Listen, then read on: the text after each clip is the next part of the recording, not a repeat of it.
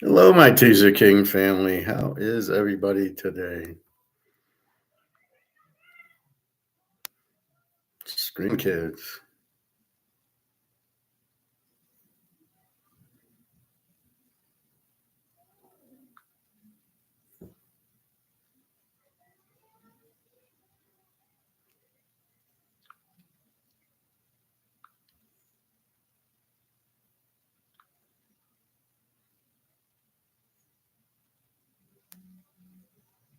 Hmm.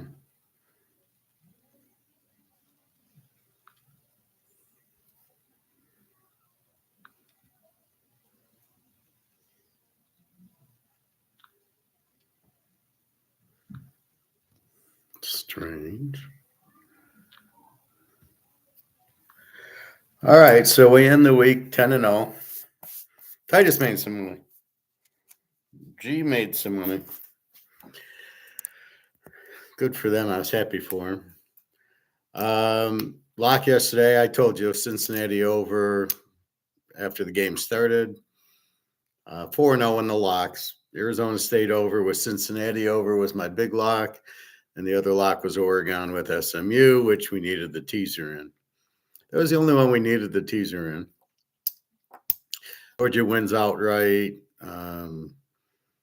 Oregon wins outright. I couldn't believe the Oregon line. That was a joke. The more I studied Arizona State and Iowa State, I realized Iowa State doesn't have the normal killer defense. And I thought Arizona State would score, but I thought Iowa State would get in the 20s. And then when I looked at it, it was only 40 something. Very easy one there. SMU, I thought, was much better than Clemson. Kind of shocked that Clemson won. They got out to a big early lead. I think SMU was a little nervous, I guess. I don't know, but they ended up with 500 yards of offense. Anyway, in the pros, ran the table, Minnesota, the Buffalo over, the Pittsburgh. It was funny. I couldn't decide Minnesota or Minnesota over. They both won. Pitt or Pitt over. They both won. Buffalo, San Diego, or San Diego under. They both won. I didn't play them both. This is the hardest decision I'm making. Which of the two plays do I take? And they both win anyway. I love San Diego in 10. And then I said, well, but it'll definitely be an under game because that's how Kansas City play. They don't score. They got Mahomes, but they don't score 40 points a game. They're content to rest their defense and run a little bit. So we started off with the Detroit Green Bay over, and off we went with it. So very strong week. I won't fast this week. Maybe I should fast every Saturday because I played most of my games. Well, I played the Thursday Detroit with Cincinnati over, but all the plays on Sunday I played Saturday night in a trance from being so hungry. And they all won. It was just unbelievable. Had I rethought it a little bit more, I would have probably locked Buffalo with Pittsburgh.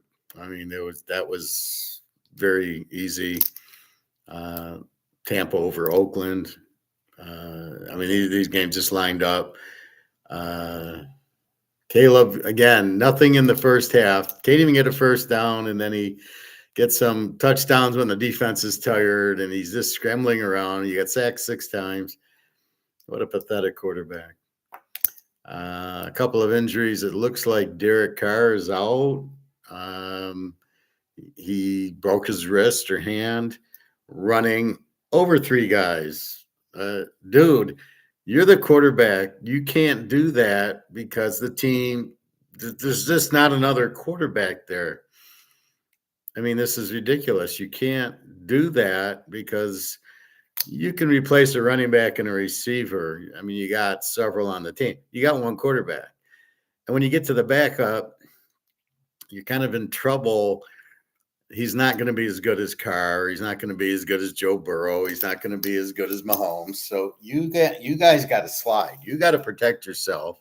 Don't take stupid hits. Josh Allen does it all the time. And when he gets hurt, they're in big trouble. But that's what you got. Look at Oakland. They lost Minshew, and now they lost O'Connell. I don't know. He goes out with a with a cast on his leg, but now he's just a sore knee. Like, what are you talking about? The guy had a ear cast on his knee. How could it be a sore knee?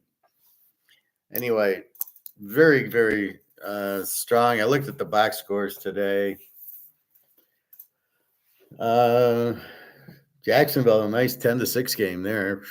Tennessee went for it, fourth down inside the 10-yard line twice and got nothing in the fourth quarter. Now, let's see. If they kick the field goal the first time and they get back down there, they kick a field goal and they win 12-10. Again, the coach with his head up his ass. I'm sick and tired of hearing how they try to justify the coach going for it on fourth down. I don't get it. It's like the line to gain bullshit.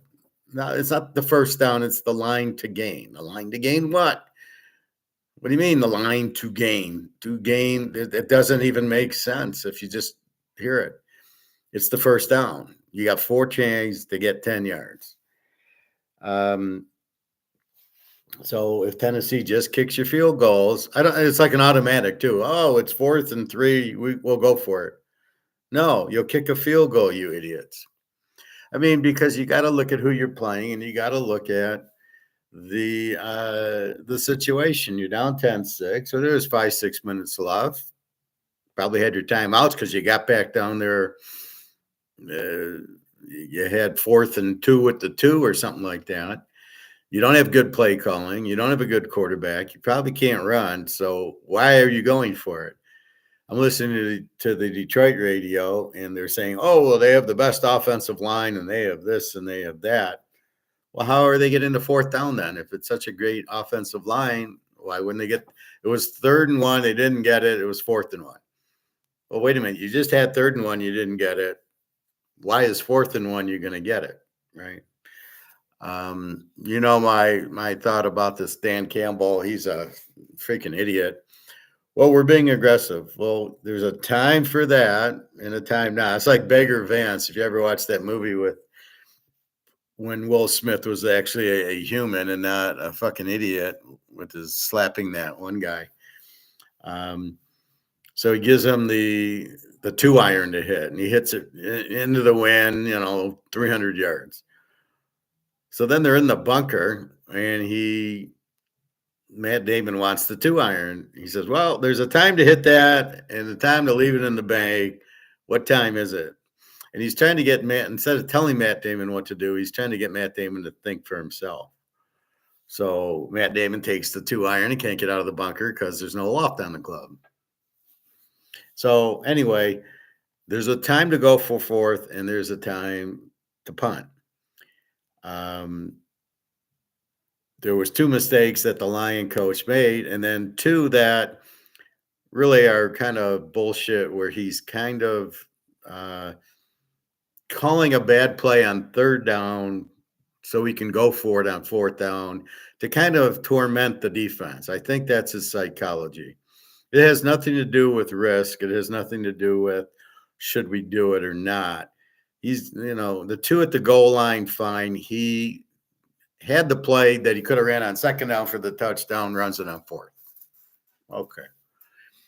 But it's not those plays. Fine, you want to go for it at the 1, whatever. I love how they say, well, they'll leave them 99 yards away. No, they don't need 99 yards.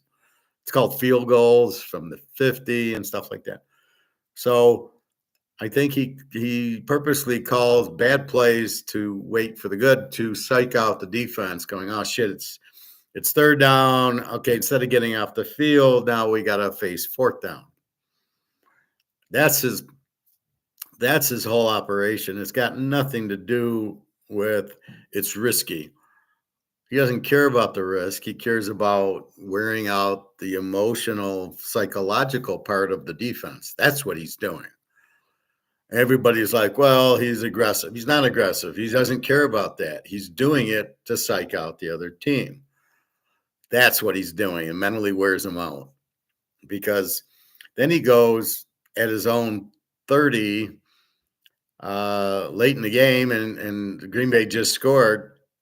It's like 4th and 1, 4th and 2, and he runs behind Sewell and loses 2 yards.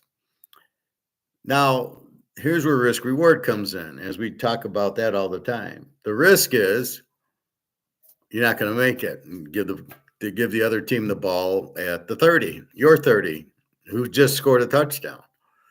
What's your reward? You have no reward. Okay, you get a first down, you got the ball at the 31. Well, we're keeping the ball away from them. Oh, really? And how are we doing that?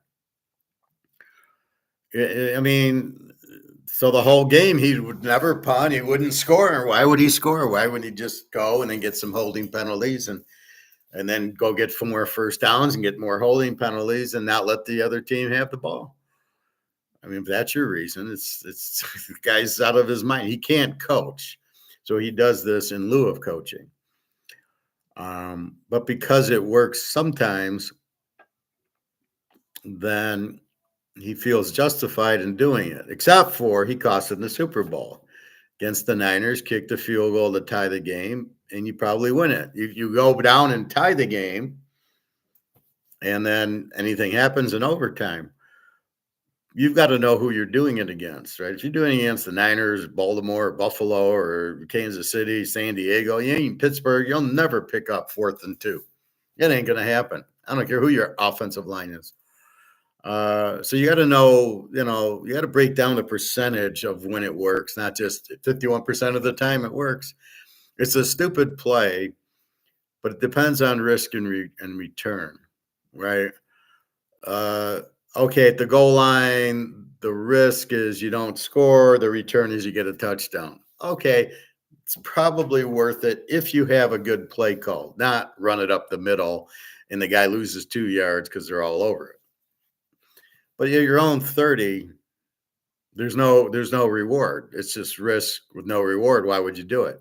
That'd be like betting on Jacksonville to win the Super Bowl. There's risk. There's there's reward, but the risk is so high you'll never win. It's a stupid bet. Then at the end of the game, they got the ball at the 30 and it's 4th and 1 and there's 30 seconds left. Your risk was the game goes to overtime, you don't score, and Green Bay gets the ball and they can go 3 passes and they win the game. Your reward was nothing. There was no reward. All right, you get the ball and now you're going to, take a knee and, and then kick it with 2 seconds left. Well, that wasn't much of a reward. You could have kicked the field goal with 30 seconds left and kicked off and maybe rushed the passer and, the odds on them doing it. But the risk of not getting the first down cost you the game because there's still 30 seconds left. It was a stupid decision. Did it work? Barely. Goff got tripped and fell down, and that's exactly what can happen. It's just like throwing a pass in the 49er game and the guy dropped the ball twice. It's the same thing. It's not a sure thing, but you have to look at the risk reward. The risk is much higher than he thinks. He's getting it because he probably has a weak spot on the defense. So he knows the defense. Where am I going to go? It's like in the ice ball, the Packers and the Cowboys. They knew they could run at Jethro Pugh because it was all ice, and he couldn't. He was too tall. He was like 6'6" or something. So they knew if they ran at him, he couldn't stop him. And that's where Bart Starr scored. He ran at Jethro Pugh, got a good block, and he scored. And I would imagine that's what he's looking at is the weak spot. And so he knows he has a good chance of doing it. So it's not as risky as he thinks, except for it doesn't always work. And again, against the Niners, 2 bad calls because they were passes and they could be tipped. And as we saw, they were dropped. So you've got to be really careful there. And you got to look at the score and everything else. It's a championship game. You kick the field goal to tie the game. That's a good coach. You want to go on 4th all the time as a stupid coach. That's like it's like playing poker, I guess. Oh, you could use any gambling scenario. That's like you're playing craps and you're going to play the pass line every time. Well, there's sometimes you got to play the don't. Sometimes you put the 6 and the 8 and the 9 and the 10 out there, because the guy's 7ing out all the time. Sometimes the red's hitting on the roulette wheel. You don't play black, you keep playing red. So you've got to sort of be smart about it, and you can't do something all the time. You got to be selective when to do it. And this is just ridiculous what he's doing. And then everybody, well, but he's being aggressive. But aggressive's not smart. Well, I'm going to drive through every yellow light until I get into an accident, but I'm being aggressive. Well, is that good? Is that what we want? Is that smart? Maybe it's smarter to stop at the yellow than to go run the yellow, run the red. So being aggressive is not an answer. You're a football coach. You're there to win games, and you've got to look at risk reward. So at your own 30, you punt 100% of the time, especially you had the lead. You ended up giving up the lead because 2 plays later they scored the touchdown because they had the ball at the 30. At the end of the game, there was 0 point to do it. There was huge risk, and there was no reward. If you get the first down, there's only 30 seconds left anyway. Kick your field goal. Okay, is your defense that suck because you got 15 guys on the injured reserve? Possibly, but you kick the field goal and take the lead, and then let them beat you. I mean, Love's not that good, and I know you have weak secondary, you got a weak defensive coordinator. I get that, but at some point you have to be smart. I mean, you've got to kick that field goal to take the lead on 4th down 100% of the time. There is no, well, we'll get 2 yards closer and we'll run the clock down to 3 and kick it. Why? Kick it, get your points. It's like never take the points off the board. So you kick a field goal and there's a penalty, and it was always like Bum Phillips. You never take points off the board. You got the field goal? Go ahead. So those are some of the things that this idiot does, and I see it with other teams where they just go for the 4th down. All right, I got off track, but I love picking on the Lions coach. He's so stupid. Miami and the Jets apparently goes to overtime, and apparently the Jets were winning. So Miami pulls it out 32-26. But what do I take away from that is the Jets are scoring. Miami does not have a very good defense. The Jets' defense is not as good as I thought. Rodgers is starting to heat up with the new receiver, who I can't remember his name. So all of a sudden, I have these teams marked as under with 22 defenses, and yet it was a 26-26 game at the end. It goes 32-26 because of overtime. And so basically, the Jets are starting to get used to Rodgers and score more, which changes them from really an under team to probably an E team. And Miami with Tagovailoa is probably not an under team either. That's included 3 or 4 games of these other idiots. Atlanta, Minnesota. This score was tied 21-all going into the 4th quarter, and then 28, 35, 42. Cousins again chokes, as he always does. Minnesota puts up 42. Darnell, good. Cousins stinks. Probably threw a few interceptions in there. But again, we see how dominant Minnesota is. 18 defense, they gave up 21, and that was it. And when they needed to put the stop on in the 4th quarter, they did it. New Orleans and the Giants, apparently Derek Carr gets hurt. That's why the score was 14-0, 14-3, and the Giants get one with Drew Lock, makes it 14-11, and that was it.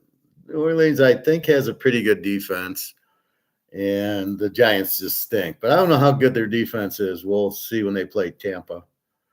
Carolina, Philly, about what I expected. Jalen Hurts just is not very good. Carolina's defense, it's a 31. It played a little bit better. They're really running Chuba Hubbard. It's not anything to do with Steve Young. He threw an interception. He missed the guy at the end of the game. Could have been a touchdown to win it. Well, wouldn't have won it. Philly would have came back down and kicked a field goal. But He missed the guy wide open. It was his fault. It was a bad throw. And the guy had the lunge and it went through his hands. But it was an incompletion. You can see it hit the ground. But I do notice Philly's defense, very strong, 18 defense. Carolina, 31 defense is getting better. And I think it's because they're running the ball more. They're resting their defense. So it's becoming probably more of a 25 defense, not so much a 31. But Philly's becoming a defensive team with Barkley. They're becoming Army. We're going to run the ball and play defense. And that's what Philly's doing and winning. And Carolina is also trying to run the ball, realizing their quarterback sucks. Cleveland and Pitt. Pitt just dominated Cleveland. Pitt's just so strong with that defense and Russell Wilson and Najee Harris and some receivers. They're just playing at a very high level. And the defense is very strong. Cleveland with Winston, when he had another 2 interceptions.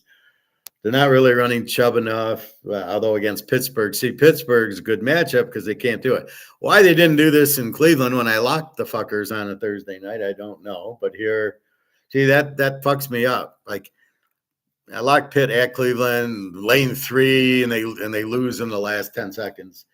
Here I play them, but I don't lock them. Well, why didn't I lock them? I locked them there. So that's what kind of frustrates you is when you know what the bet is. It's Pittsburgh even at home. They're going to beat Cleveland. And yet you don't. You play it. I played it in 2 teasers, but I didn't lock it. But they're playing very well. Very strong defense. Russell Wilson looks sharp again, so I'm happy for that. Oakland, Tampa. Oakland, a Z team. Brock Bowers has a record for most receptions by a tight end in a year or something, and we're only in week 14.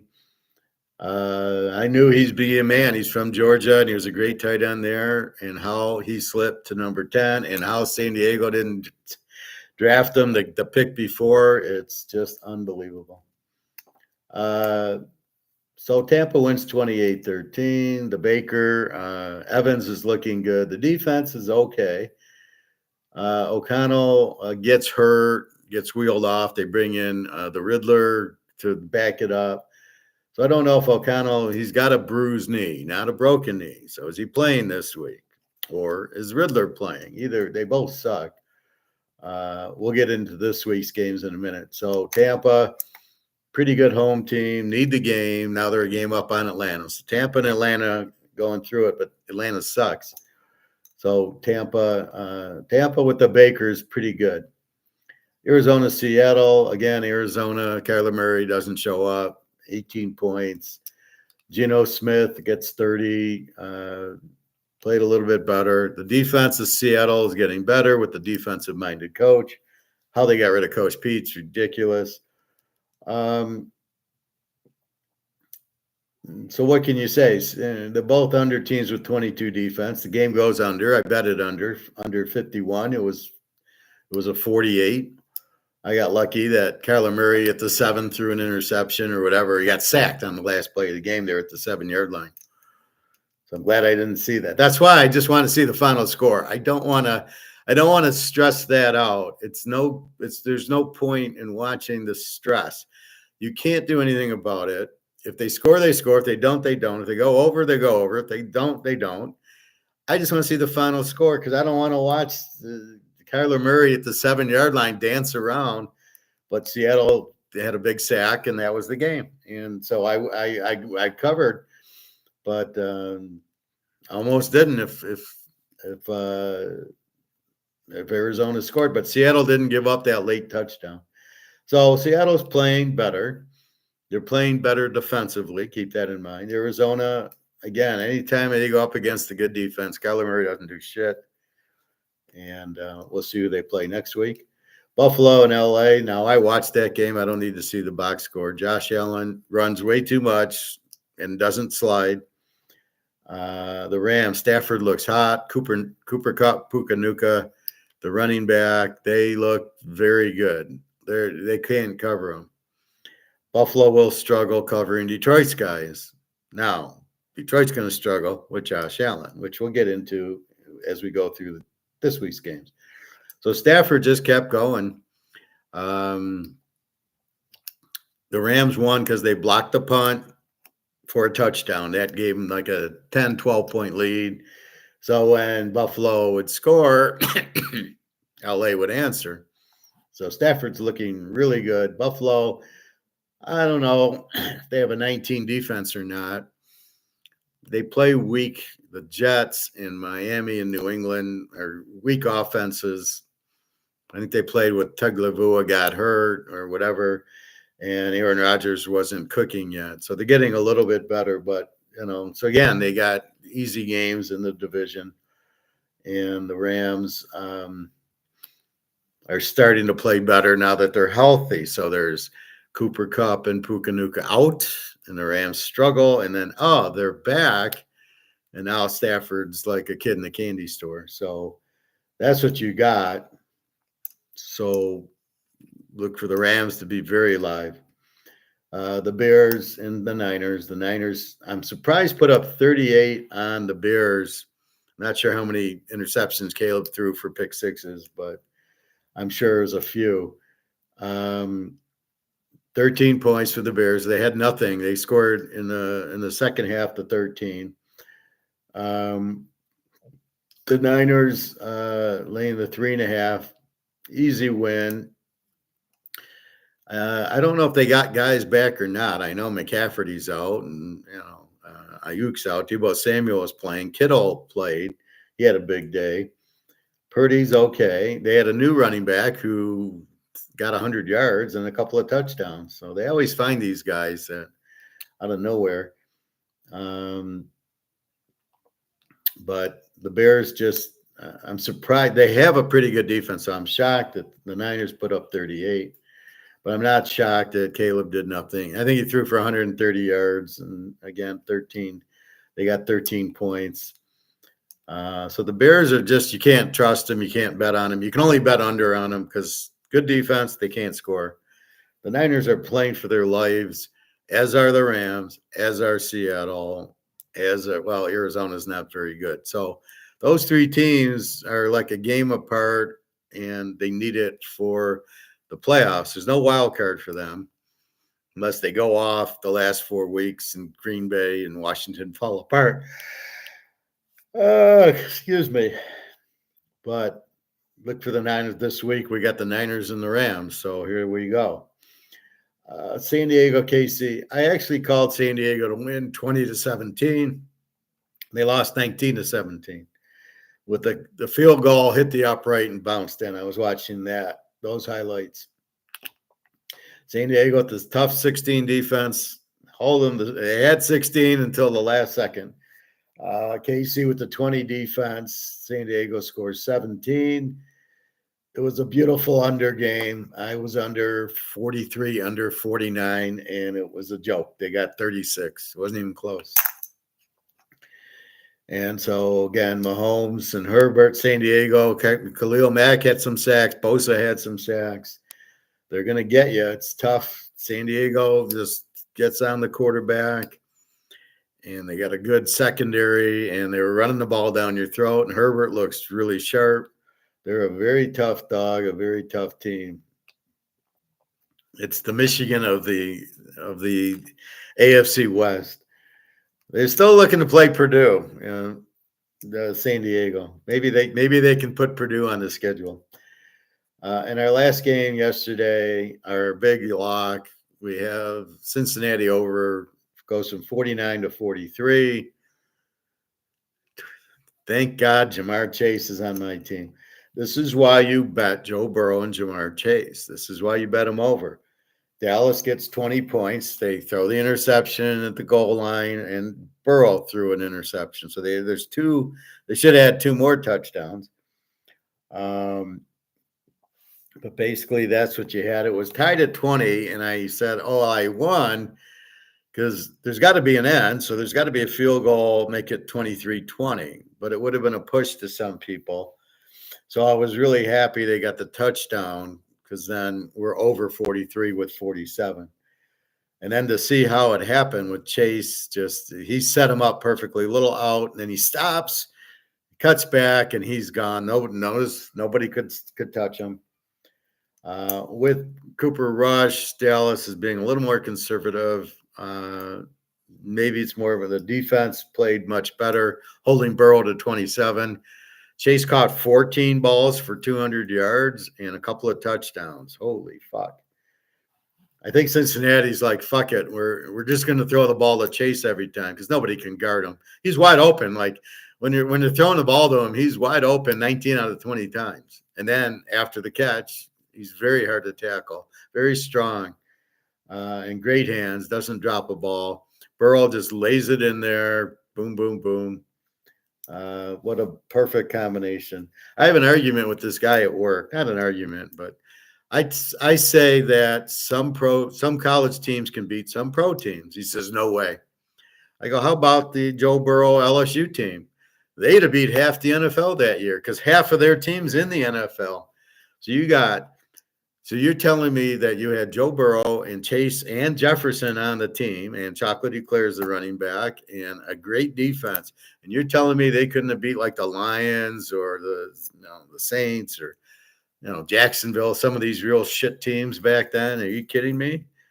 How could they have beaten them? They have more pros on their team than half the teams in the NFL don't have pros, especially now when they're all injured. So that team definitely would have beat some pro teams, just like the Georgia teams that we locked under every week would have beaten, half the pro teams. So I just, he says, no way, it can't be done. And I'm like, oh, yeah, those Miami Hurricane teams, absolutely. The way they played with Jimmy Johnson's defense. And they had 35 pros on that one team in the, what was it, 89 or 90? No, it was 86, 80. It was just before Jimmy Johnson left. They beat Nebraska like 56-0 to win the title, and they had 35 pros on the team. They got drafted in the first few rounds over the next 2 or 3 years of drafting. Anyway, this is what you look for. You find Joe Burrow and Chase. Now, could Lamar have done what Joe Burrow did? Not in a million years, because the game is about throwing the ball as the quarterback, throwing it to Chase and letting him run wild, not Lamar running wild. Now you're playing 1-on-11. I can isolate Chase because I can put a couple receivers over there and they got one guy on Chase and I can lay it to him and let him do the work.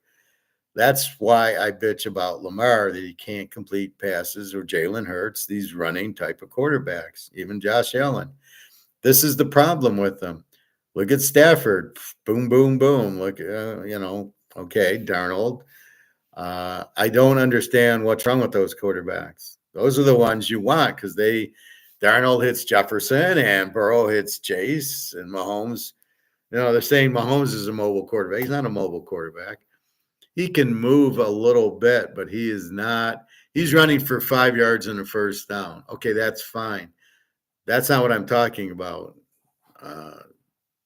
Lamar and Hurts and Kyler Murray, they want to run. They want to go 20, 30 yards down the field. No. You got receivers to do that. So you're not using your full team, so it's easier to defend them. Anyway, that's my point with that. All right, so 10-0, beautiful, beautiful day. And now we look at this week. Now I did the line on my lunch hour, trying to be productive at work. So let's start. We got the Niners 2.5, 48.5 Thursday night to the Rams. Now I just told you the Rams are on fire with their guys. Frisco, do or die. The Titanic sinking. So Stafford against Purdy. Now I've just done my stats. That's why I came on at 8. But I got to do my teaser stats, which I kind of just set it up, but I haven't had a chance to pencil it in. The only one we know is Minnesota 27-3. Let me write that in.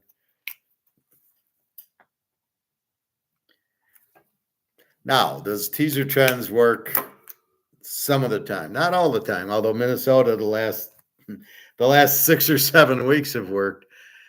It's just a guide that gives you help. So let's look at last week.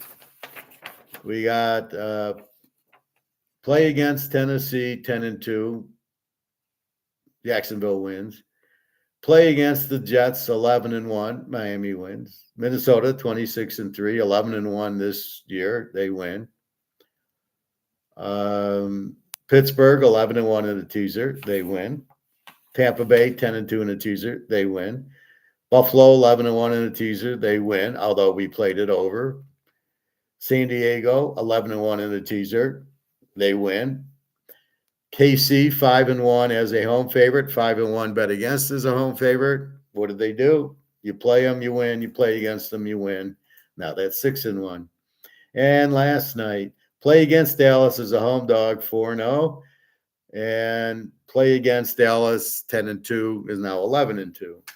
Now, that does not happen every week, but it made the Pittsburgh and the Minnesota bet very easy, going, well, that's the logic behind it. Plus, I look at that as last resort. So I'm looking at the game, I'm analyzing, and I'm looking at the defenses, what kind of team they are. It's funny how when I first look at, especially in college, I first look at the games and I'm all like, I don't know. I can't pick anything this week.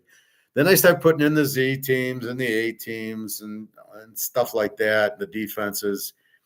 Oh, they got a 20 defense. They got a 10. They got a 35.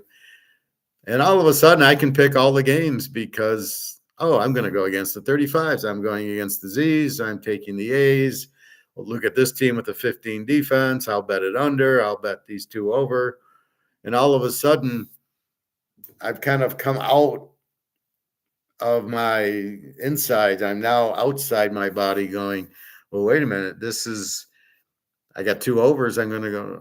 How do you think I picked Arizona State, Iowa State? I looked at it. I would have no idea. But when I dug into Iowa State, I go, they don't have the same defense. And Arizona State didn't have that strong a defense. I thought it could be close. They beat BYU 29-24. I didn't really know how strong Arizona State was. I knew Scatterboo, as we had mentioned. And so I just sat there, and then I could see the defense is really Iowa State. Normally it's like a 15 defense, was probably a 25 this year. And Arizona State, I knew they were going to score. And in these conference championship games, they just keep scoring. They tend to be more high scoring unless you get Georgia in the game. And so I ended up locking it over because I could see there wasn't much defense there. Iowa State still put up 19, but you had all the scoring by Arizona State, which is fine. So recognizing Iowa State, which is normally a good defense, didn't have it. Just as Georgia isn't the same defense as they normally have, although they beat Texas very heroically. Their secondary is great. Their linebackers are great. Their line is not as good as it normally is. They're not pressuring the quarterback the way they normally can, although they got pressure on blitzes, which is what their trademark is. Beck gets hurt. How they win the game with the backup who can't throw was amazing. I don't think they can do that next time. Now, Beck hurt his elbow or shoulder. I'm not sure which one it is. He's still questionable. He's not out. Didn't get surgery. It's just he kind of got it bent. Maybe it's just tendonitis or something. So we got a ways to see if he's ready or not. By the way, I have my IT guy looking. He should make the change. So the bowl games come with the playoffs. That's $100. You get all the bowls and all the playoffs. $100. So you buy it once, you get 4 weeks. Classes I changed to $50, but again, it's the playoffs and the bowls. So it's $25 a week. I just made it 50, and we'll run through the bowls and we'll go through the playoffs as we get deeper into it. That's the only two things. So you buy it for the 100, you get all the bowls and playoffs, and then we got to be careful with Michigan sitting out half their team because they're all getting ready for the NFL draft because they're all so good.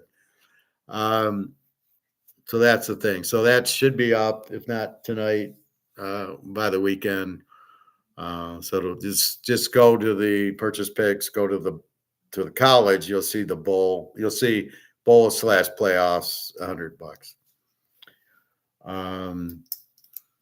So if you want the class, it's going to be it would be $50 for the class, but there'll be multiple classes because of as we get deeper into it, then we got playoff games we didn't know we had. But anyway, we keep an eye on Georgia. I thought the playoff was ridiculous. Clemson, Boise, Arizona State. Sorry, boys, these guys aren't that good. What the fuck? I mean, Alabama shouldn't have been in it. Tennessee beat them. They should have. Ole Miss kind of got screwed. They have a good team. They're not rewarding the good teams like Ole Miss, who just had a hard schedule. And they're not rewarding the Baylors or the Kansas or BYU. Why is BYU not in it? Why are there 4 Big Ten teams and I think 4 SEC teams out of 12? Then you got to have a place for Boise and a place for the Big 12 champ. I mean, what the fuck are you doing? There shouldn't be. And then you got 2 ACC teams. Where's the AAC? Where's Army? Where's so you got the Mountain West guy, but you have at least 2 Big 12 teams that should be there. I question 2 ACC teams because I don't believe Clemson is any good at all, and certainly shouldn't be ranked that high. And then I just question 4 SEC teams. I can see Texas and Georgia, then choose between Tennessee and I can't remember the other one, but it's not A&M and it's not Mississippi. Maybe it's 3 SECs. It's not South Carolina. It's not Vandy. It should be Vandy. Anyway, it's ridiculous. Take the best 12 teams. Can you do that, fellas? All right. Back to pros. All right. So week 15. Now we're getting down. The teams need it. Their backs against the wall. They're trying for the playoffs. So let's look. Let's go through the standings. So who needs what? Did we talk gold? All right. Gold's at 27.01. Silver, 32.03. I'll be buying gold, I think, Thursday. I get my check on Thursday. I got my Social Security check on Monday. I was going to go to the bank, and I said, well, it's only Thursday morning. I'll have my paycheck in the bank. So I should probably just wait till then because I couldn't get it till Tuesday anyway. And then just take more and then go buy gold. So that's my game plan. So 27.01 is the spot. See, but people don't understand. See, look at how today's day went. It just kept going. There's no 6 o'clock poll. There's no 8 o'clock poll. There's a very slight 10 o'clock poll. No 12 o'clock poll. You get these days where it just keeps going up. These are the derivatives on the other end, right? It went down and they did derivatives. So it went down to 25.30. And at 25.30, they bought call options. And so they want the price to go and go and go. But the U.S. has a problem. They got to cover it. So we'll get that silver 32.04. Now, the reason Mark McGuire said about why silver isn't going up is they are buried in shorts, the banks. They're going to lose trillions because silver's never going down to $25 an ounce. So they keep pounding silver to get out of their positions that they can't get out of. So they can't let silver run to 35 and 40, even though that's what the market is. And all these countries are buying silver from the mine to get it out. All right. Sorry about that. You know me, I get multitasking. All right. So, all right. So let's look at the playoffs. Sorry. I knew there was a reason I came in here.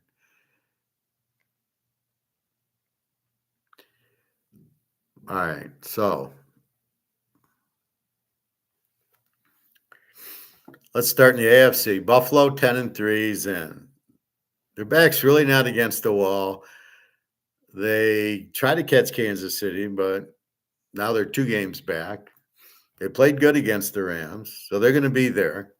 Miami's 6-7. Then you've got the leaders are San Diego, Denver, and Baltimore are 8-5. Those are your 3 wild cards. They're all 8-5. So can one of these 6-7 teams get to 8-5? Houston's 8-5, winning the South by 2 games over Indy. So the West is pretty much KC, San Diego, Denver.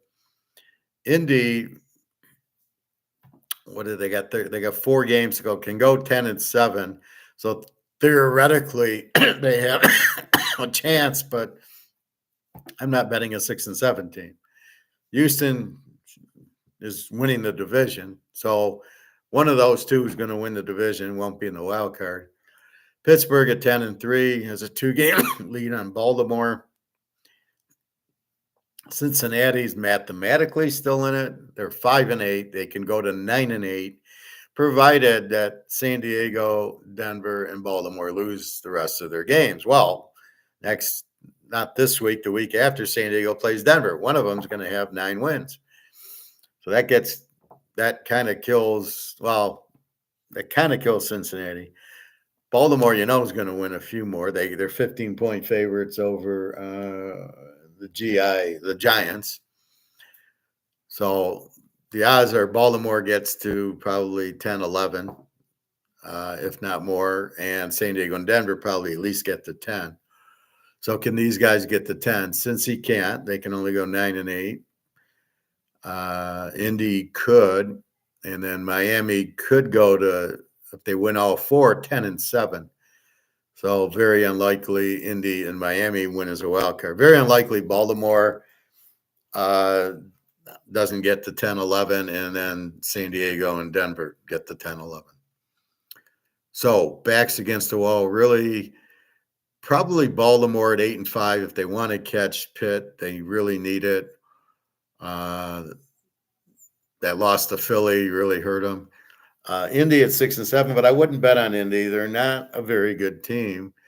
And then San Diego and Denver and Baltimore. So their backs aren't against the wall because they're there, but they kind of need the game. Baltimore can still catch Pitt. Neither of these guys can catch Kansas City. Well, theoretically, Kansas City goes 12-5, and then San Diego and Denver can get to 12-5. KC's beat San Diego twice, and they probably beat Denver twice. So KC's pretty much locked it. Maybe Denver, they haven't played yet in Denver, but that's what you have. So, so Buffalo, yeah, but now are they really going for the 1 seed? They've clinched the AFC East. The worst they do is 10-7, Miami 10-7. The Miami's not going to run the table. So really not a lot of activity there. That it's the winners with Buffalo, Pitt, Houston, Kansas City, Denver, San Diego, and Baltimore. It's probably your things. They got such a 2-3 game lead. NFC, you got Philly at 11-2, but Washington's 8-5, so they're 3 back. Detroit 12-1, but Minnesota's 11-2, and Green Bay's 9-4. So it's just like the AFC West. Tampa Bay 7-6, Atlanta 6-7, and New Orleans at 5-8. So that whole division's still up in the air. And the NFC West is scrambled eggs. Seattle 8-5, the Rams 7-6, Arizona and Frisco 6-7. So basically, the whole NFC West needs to win. Pretty much the whole NFC South, but Carolina needs to win.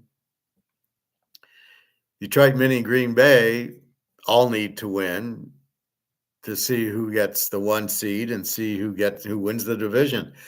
Detroit's only got a 1-game lead on Minnesota. They're acting like they have the 1 seed locked up.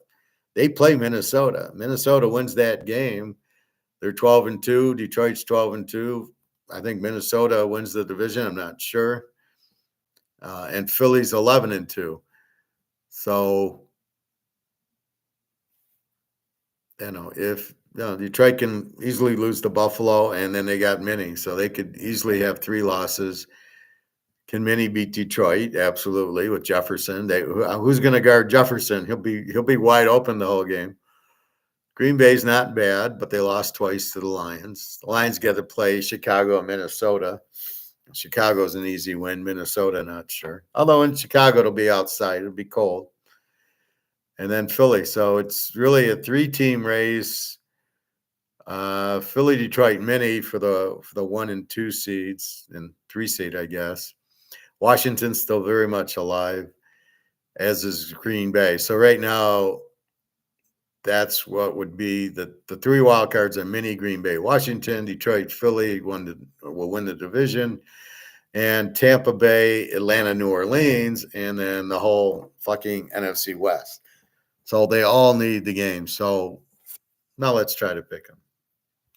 So, as we said, LA, Frisco both need the game. We got KC and Cleveland. KC's pretty snug, 2-game lead on the 1 seed. They're only laying 4 to Cleveland. My spread's 7. I don't get 4. B team KC and a Z team Cleveland. 26 defense for Cleveland, even with Myles Garrett. KC at 24. The problem is they're not using Nick Chubb. Winston's throwing the ball 45 times a game. Problem with Winston, he throws 3 or 4 to the other team. He doesn't get a lot of touchdowns, so he's not it. KC's very strong defense. So you got a B team in KC with a 19 defense, Mahomes. Cleveland, a Z team, 26 defense, and Winston. I can get KC in 2 against Cleveland. Really? Thank you, God. How is that? Who's making this line? So I'm checking the injuries and the weather. Could be a weather game. So this isn't a pick yet, fellas. I know you like my opinion. If it's normal, if everybody's healthy and we got 40 degrees and a fairly mild wind, then yes, this is Kansas City. But something smells here, although it's a 45.5 total. We will see. But KC, there's no reason they're not going to keep winning. Cincinnati, Tennessee. Cincinnati, an over team with a 28 defense. Burrow and Chase. Tennessee's a Z team with a 26 defense. And Levis. Again, this spread is 4.5. All right, I know Cincinnati's having a bad year, but they finally beat a good Dallas team. Well, a good Dallas defense. Micah Parsons did play yesterday. So who's going to stop Chase? Please, anybody?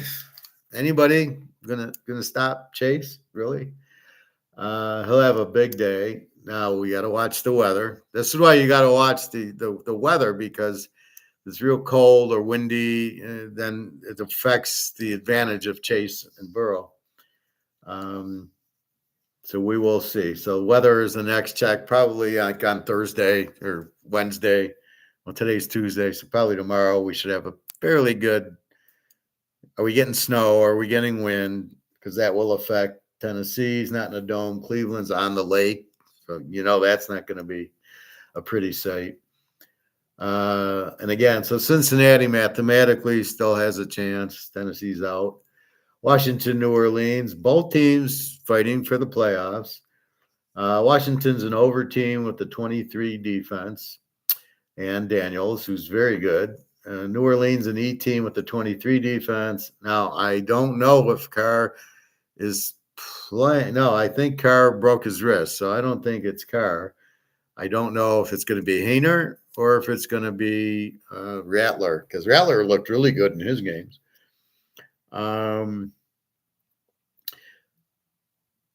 Now, here's where I got Washington -4, and they're -7 here. I'm a little surprised by this, but it probably is the Carr injury.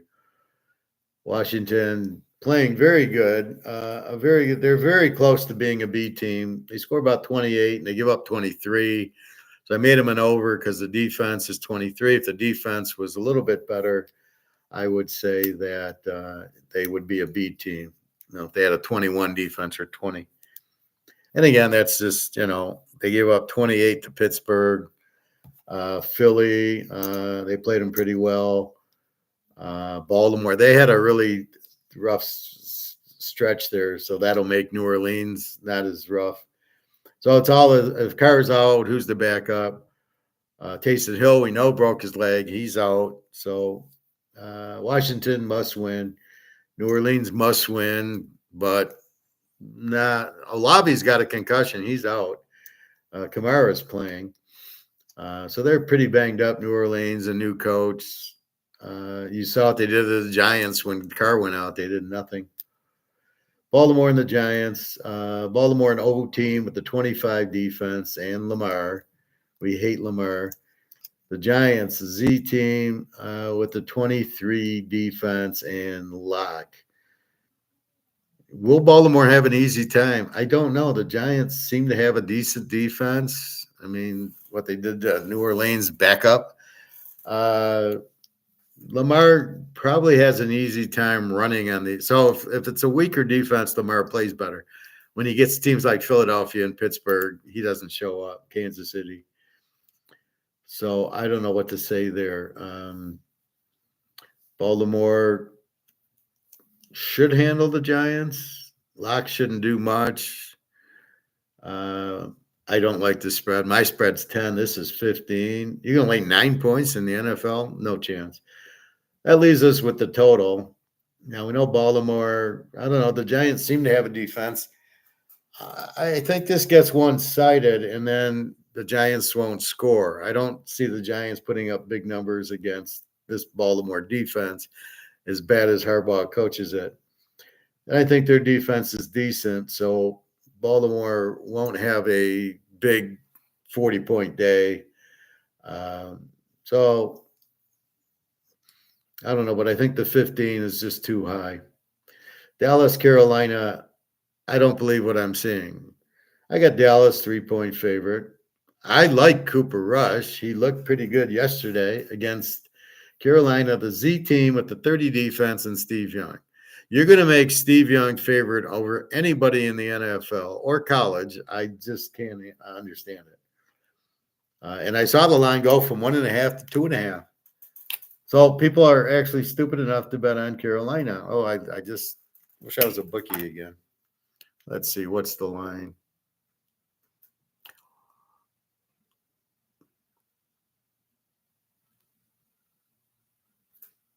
Well,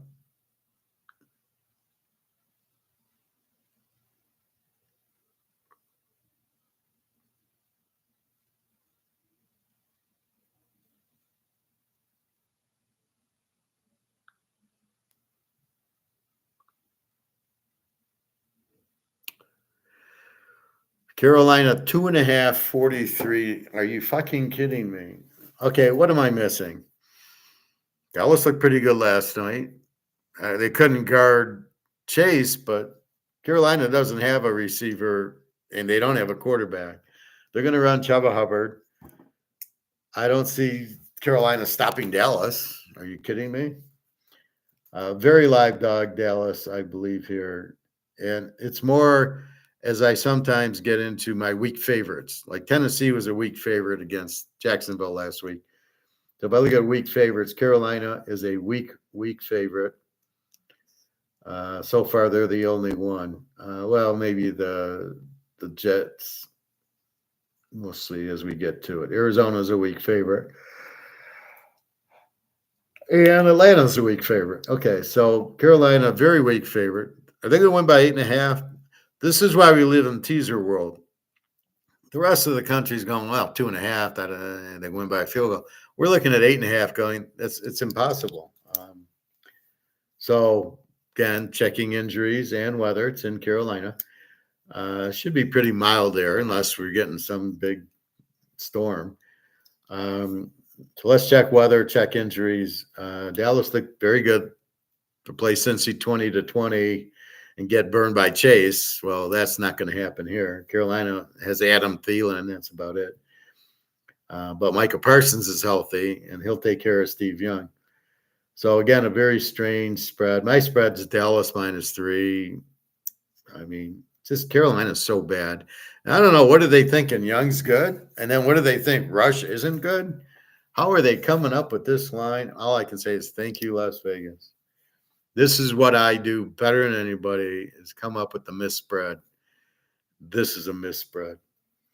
The JETS is under 23 are 3 and 40.5. The Jets are under with the 23 defense, but starting to score with Rodgers, and they added the receiver, Devontae Adams.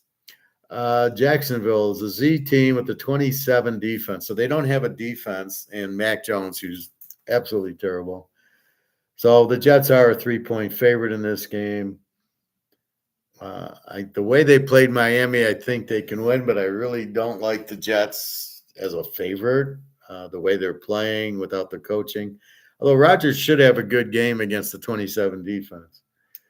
We will. This game won't be 10-6, not with Rodgers. So over under 40.5. Not sure what to do with that yet. Miami, Houston 347. Miami's an under with a 23, but they're turning into an E because with just the tug games, they're probably a little bit more explosive. Houston, it's all Stroud, under team. He's not doing anything. 22 defense. The best player is on suspended for 3 weeks. So I don't know what's going on there.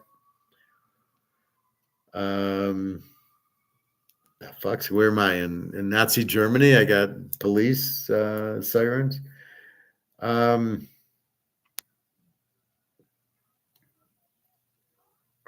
So again, both are pretty even, both under tag in Houston, and without their linebacker, this should be a close game.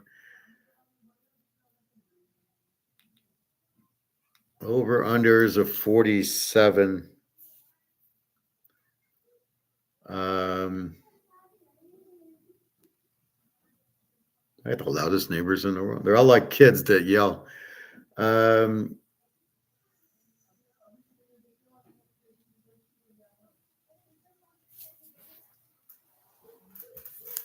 So anyway, I okay.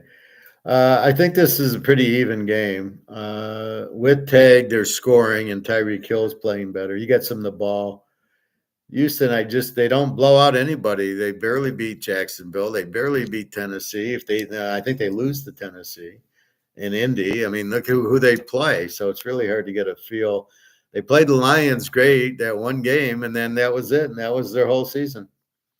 So I think they're a weak favorite in this game. I think Miami can definitely win this game. Indy and Denver. Indy and under 23 defense, and Richardson, who's just terrible, against Denver, a B team, 18 defense, and Bo Nix, who's going off.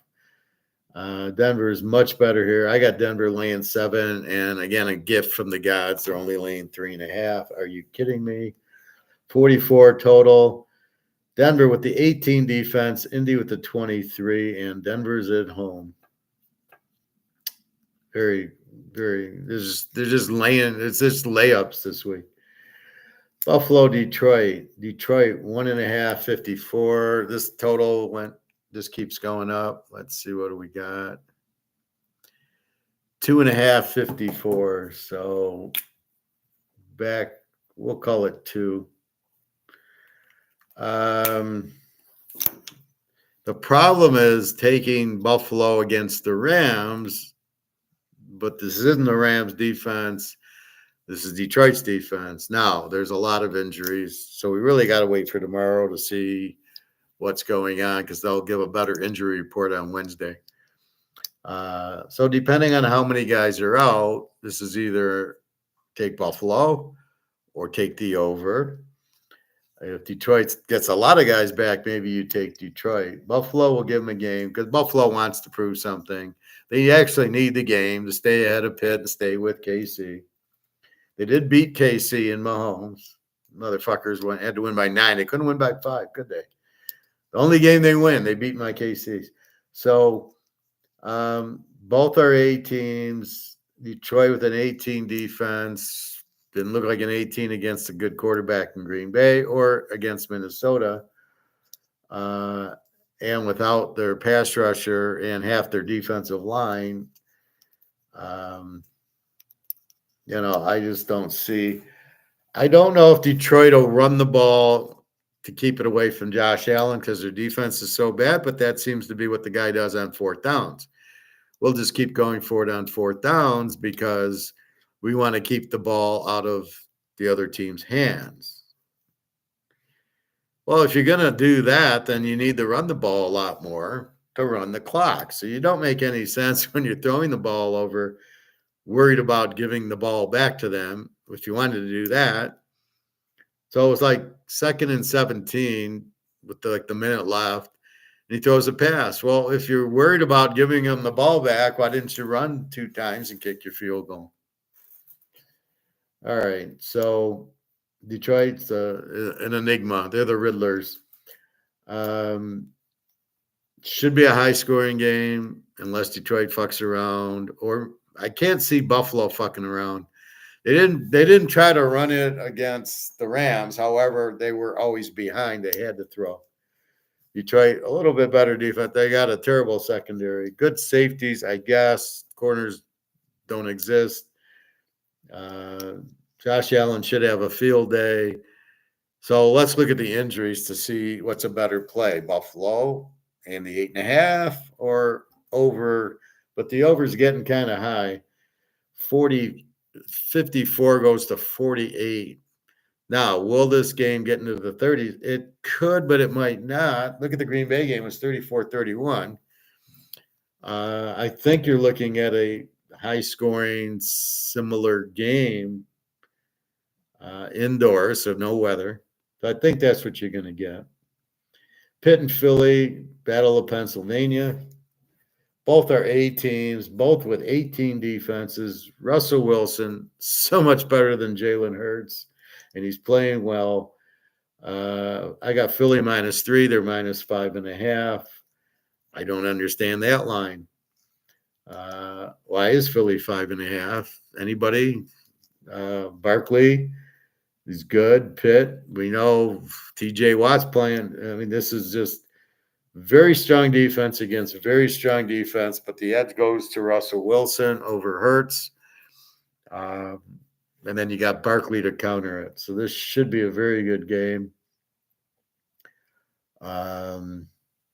Pitt's beat Baltimore, so they're used to playing pretty good defenses, although Philly's defense is much better than Baltimore's, as we saw. So this could be a total. I think Pitt's a very live dog in this game, especially at 5.5. Oh, God. I think Vegas is just mentally ill, or the AIs are taking over Vegas because these lines, half of them don't make any sense. And that's what I live for. Arizona 6-46 against New England. This is a weak favorite because Arizona is not good. New England has a pretty good defense. W team in New England with the 24 defense and Drake May against an under team. Yes, Arizona's an under team with the 22 defense and Murray. They're not scoring, and he throws a lot of interceptions. Yeah, you see him dance for his little 20-yard runs, but they don't bring points because they're at the 30 and 40 and 50-yard lines. When you get into the red zone, there are no more quarterback runs. There's nowhere for him to run because there's no end zone. It kills, so they're all 10 yards away and you can't, there's nowhere to throw it. You really need a strong running to score in the red zone. So New England, Drake May seems to be getting touchdowns. I think he's got 10 touchdowns and 6 or 7 interceptions. Not bad. Murray, I mean, it's just too many interceptions. So we still see, but I don't know how comfortable I'm taking New England, and I certainly am not comfortable taking Arizona. Probably be a total bet. Tampa and San Diego. I got San Diego -4. They're -3 and 46.5. Tampa an over team with the 24 defense. San Diego, we know they're got a B team with a 16 defense. Baker against Herbert. They just played Mahomes. I don't think Baker's going to scare them. They're at home. They must win. Tampa must win also. So this is a both must win. So it's, we'll find a bet in here. Green Bay goes to Seattle. My spread 3. Green Bay's 3. A normal spread here. Total 47. We got Josh Love against Geno Smith, who to me has never been a pro quarterback. They're playing better defense, Seattle. Green Bay. Green Bay's a B with a 21. Seattle's an E with a 22. Love better than Smith. Their offense better than Seattle's, which is hard to believe with DK Metcalf. This coach can't figure out an offense. That's just ridiculous. How you get rid of Coach Pete, man? It's insanity. So we'll see. Green Bay must win. They're comfortable, but they must keep winning. Seattle must win to have a chance at the West. They're really not looking for the wild card, win the West. They're a game lead up with the Rams right there, and then Frisco out their rearview mirror. So it's really Seattle and the Rams right now. But with Frisco playing the Rams, that could change very easily the way the Niners beat Caleb. But that doesn't count because Caleb stinks. So Seattle, they're not a good home team.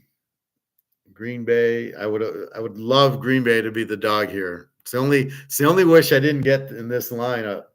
So Green Bay is a 3. I do not trust Seattle 9. I don't really trust Green Bay as a road favorite in Seattle. We'll see what happens. We'll have to figure it out. Chicago Mini, another gift from the heavens. Minnesota 7 is my line. It is 7, 43.5. The Bears are an under team with a 21 defense and Caleb, and Minnesota an A team with a 19 defense and Darnell 27-3 the last year and a half in a teaser, especially at home. They're very good at home. The Bears, what are they going to do here? I mean, what's Caleb going to dance around? They're going to sack him 5 times. They really have trouble scoring. Minnesota, okay, I don't really think they're going to light up the Bears like they lit up Atlanta. That's the point of it. I can see the Bears have a pretty good defense. So Minnie's got a great defense. Darnell's playing well. They got Jefferson. So I think they beat the Bears a couple of weeks ago in a tight one. Isn't this the one? No, the Packers blocked the field goal, but Minnesota won at the end. Also, close game. Again, it's a division game. Total 43.5. What do you think on points? Well, the Bears are good defense and no quarterback, and Minnesota good defense and Darnold. So you can either maybe you go under 43.5, 49.5. We don't trust the Bears. Do we trust Minnesota? 27-3 in the teaser. Yeah, I think we can trust them. Atlanta and Oakland. Atlanta's an E team, 26 defense, and Kirk of Cousins. Where is Michael Penix? What are you fucking waiting for? All right, you got Cousins, and you've just lost 5 in a row.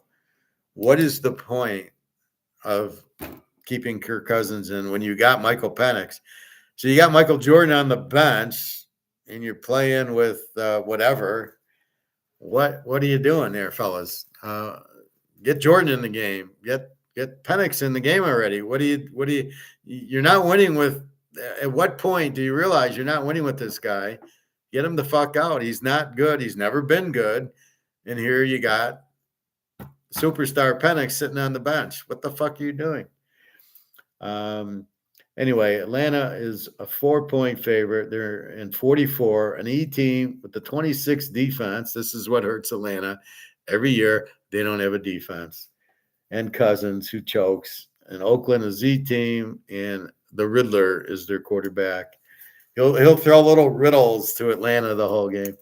28 defense with whatchamacallit on there, just with Crosby. It's just unbelievable. That's like Cleveland with Garrett, and Cleveland with Garrett is a 26 defense. Who's coaching these guys? I mean, you should be able to dominate. Have him there and have 18 guys on the other side, and where are you going to run? So, again, Oakland, a Z team. Atlanta, a very weak favorite. Oakland, Brock Bowers, my son, he's unbelievable. I think he got the rookie record for catches by a tight end. He should be rookie of the year. I called it, but I don't know. It's between him and Bo Nix, I guess, since you're not inviting Penix to the party. Daniels is very good. Nix is better. Penix is better than both of them. And Oakland, Oakland, I think it's Oakland and the Giants, like from the number one pick. The problem is there's who's the quarterback? Well, there's Gabriel. I like. He's a winner. He'll be like Bo Nix. You can draft him. You'll be fine. You've got some other quarter. Well, I love this guy from Texas State, McLeod. I think Jordan McLeod. He's a star. The kid from Texas State, the kid from UTSA, McCown's been lighting it up. East Carolina's got Hauser from Total Recall. Now he's quarterbacking them. You got a lot of good quarterbacks, but they don't play for Alabama or Georgia. Beck, he's okay. Don't love him. Milrose has shown he's terrible. Texas Ewers, he doesn't win the big game. Old Miss, Dart, more of a runner. Tennessee, that kid is a volleyball player. Probably the best quarterback in the SEC is our man, Dago Pavia. He's probably a very good quarterback. They might say he's short, but yeah, it really hurt Drew Brees, didn't it? Warren Moon. Yeah, they were short. Yeah, they can't play because apparently there's a size thing in playing quarterback, even though it's the same fucking size they play in college. The linemen are 6'7", 300 pounds in college and in the pros, and it doesn't affect them in college. So why does it affect them? Pavia is a winner. Him and Gabriel are, I think, the top two quarterbacks. They won't give Pavia credit because he plays for Vanderbilt and New Mexico State. Well, we can't draft a guy not from Alabama or Ohio State, number one. Oh, my God. So, these teams that need a quarterback, you got these two right off, these three, well, 4 or 5 I named.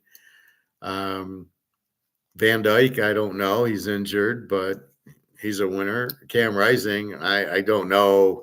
I don't know how high you can draft Cam Rising. He can't stay healthy. It's just terrible. He's such a good talent. Bad knee. Now he hurt the foot and he hurt the hand.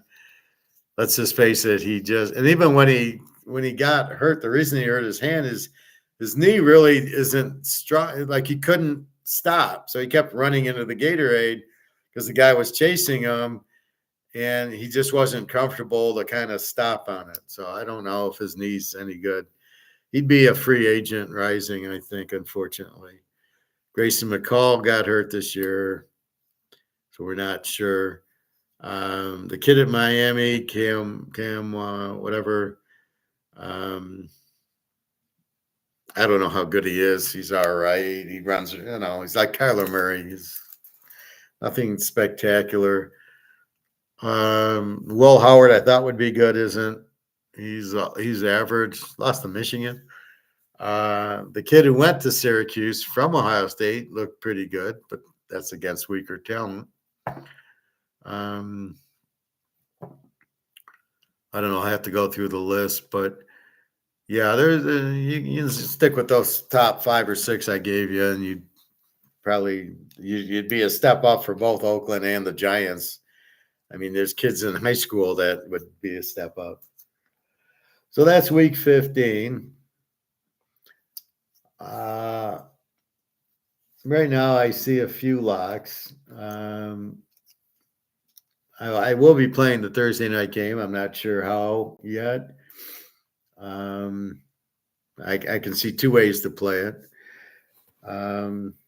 Again, we must check injuries, and the game's in San Francisco, so there could be weather. They played a 28-24 game about a month ago.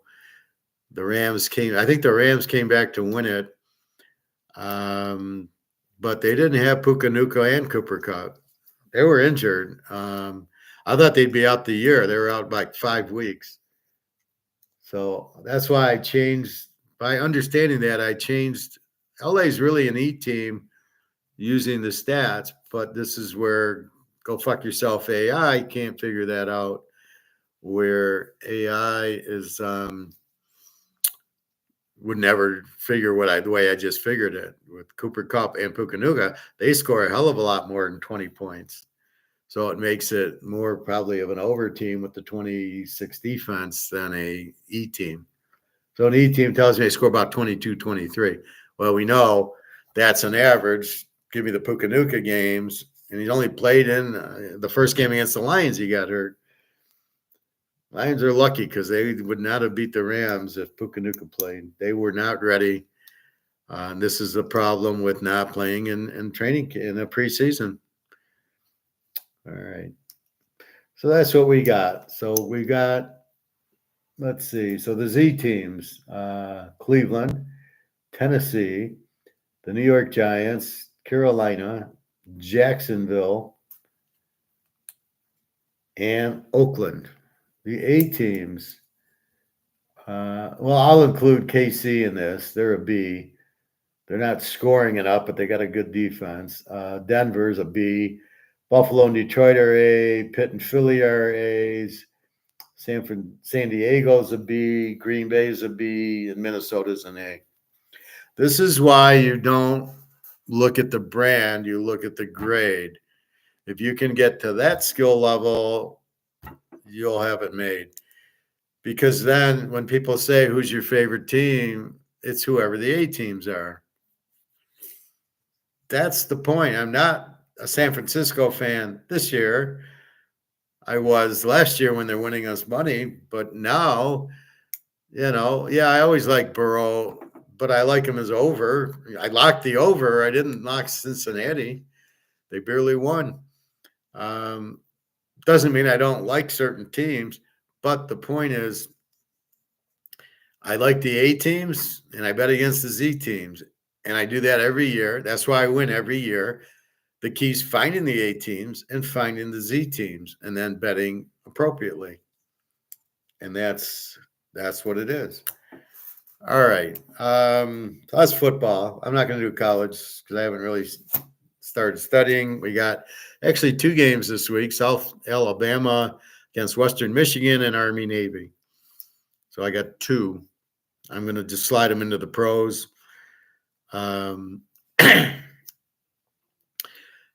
I probably won't. I don't know if I got to study South Alabama Western if I want to play them. But Army Navy, I will play. Go Army, beat Navy. And then, so we'll get more into college in a few days. I haven't. I got to write down the bowl games and the playoffs. So again, on the site, $100 for all the bowl games and playoffs. Normally, that's what I charge. With the extended playoff, you've lost bowl games. So I'm just 100, and you get the bowls, the regular, and then the playoffs. So I was debating about separating them. $50 for the bowls, $50 for the playoffs, but I'm just going to make it 100. So you get them both, and all the way through the playoffs. So that'll go until the championship game, till Oregon wins it all, or Indiana. And then so that's that. And then I made the class 50 because the class will be multiple classes, right? Each week into the bowl, we'll have another class. But if you miss the first class, still going to be 50 for the second class. You'll still have the bowls and the playoffs. So the playoffs are really there. Let's talk a little Bitcoin. So I'm in work, and they have Bloomberg on in the break room. So I go get a coffee or have my lunch and do my football, and I'm watching Bloomberg, and they're talking Bitcoin. Trump Jr. says Bitcoin, it's real. Why are they saying that? We know it's not. What's the play here? You've got Musk, who donated $145 million. Who's the lobbyist? It's Musk. He was the leading he was the league leader in donations. So don't trust Musk. I saw Tesla at $400. Do they even have profit?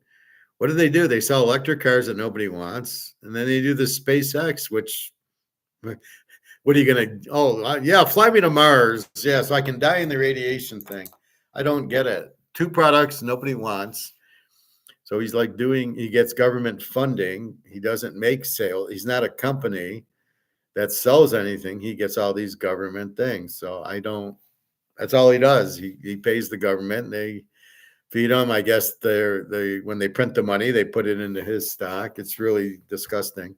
Do not trust Musk. I don't care for him. I don't find he's intelligent. Um, just has an accent, I guess. I heard he's a real scumbag. Very difficult to work for because he's an idiot, and he does Twitter, and he lays off 80% of the workforce or fires them. What the fuck are you doing, man? How not to run a company? I doubt he's a capitalist either, or an Austrian. So they're talking Bitcoin, and that sailor guy, his company bought another couple $1 billion in Bitcoin. Well, that's the only way Bitcoin goes up if somebody has to buy it. It has no value.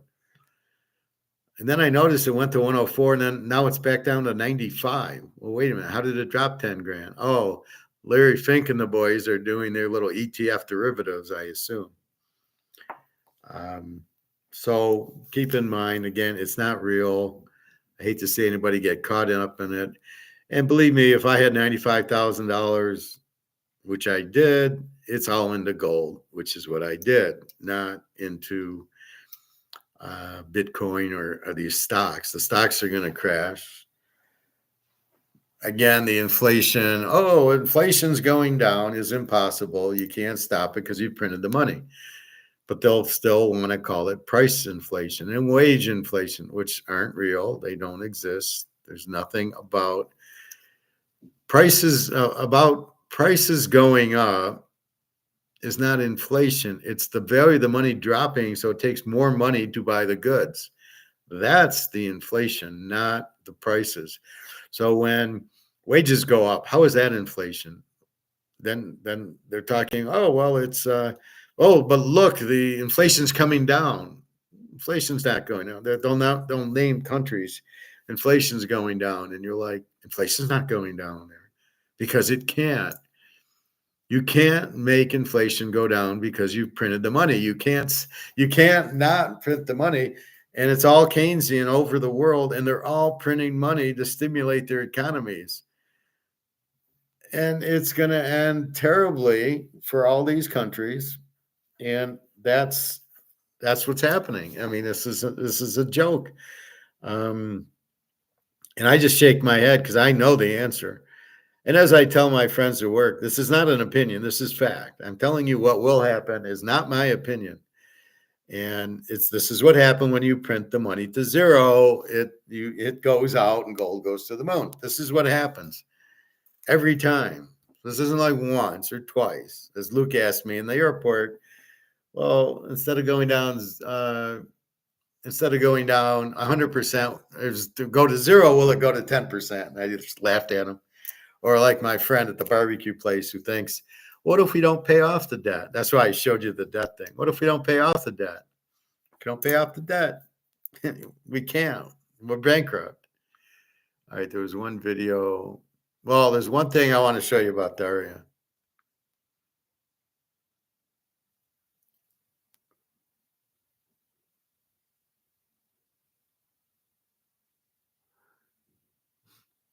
So I asked her, are we meeting? Or when are we meeting? She says, well, let's wait till Trump gets in, and we'll see what happens, with the war and everything. And I'm like, you're delaying again? Like, we were going to meet last year. You didn't have your passport. Had to get it renewed. Then we're going to meet in the summer, and your mother and and I said, now we're delaying again. I mean, do you want to meet or not? Like, what the fuck? So she says, I love you. I miss you. I am with you. And I am like, what does I'm with you mean? Now, again, this is Russian culture. This is the point of this little topic here. If you're dating girls or guys from other countries, there's a culture difference. So they might say something that means something to them that doesn't mean anything to you. So she says, I am with you. Now, I'm going to read this. This is in Russian culture. If your girlfriend says, I'm with you, it signifies a strong commitment to you, meaning she is fully supportive by your side and choosing to be in a relationship with you. It's a clear expression of loyalty and dedication, often interpreted as a significant statement of her feelings. Ah, now that changes everything. Now it's I am with you, is she's committed to me.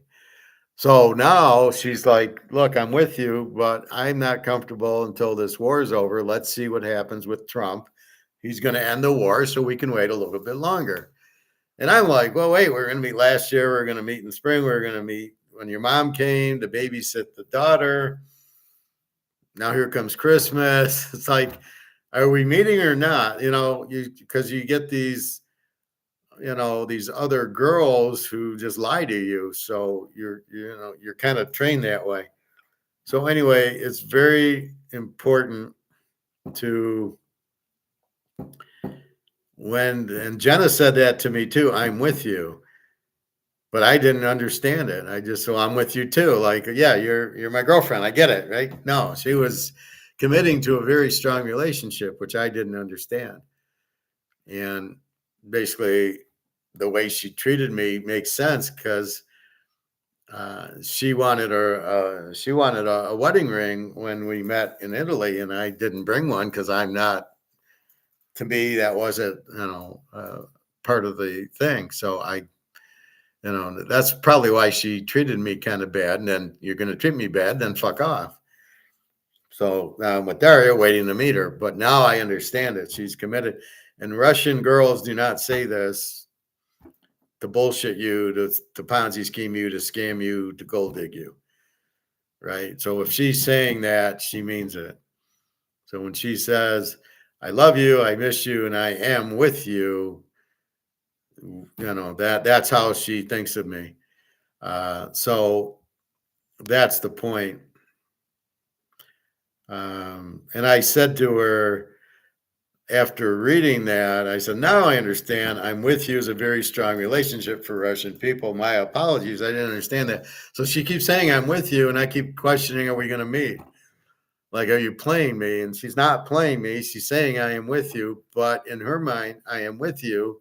A serious relationship. But that's not what I say. So I say in America, we don't say that. We don't say that. I say, I love you and, want to be, but I don't say I want to be with you. It's not American talk. We'll just say, I love you. And that's what it means. So I said, now I understand.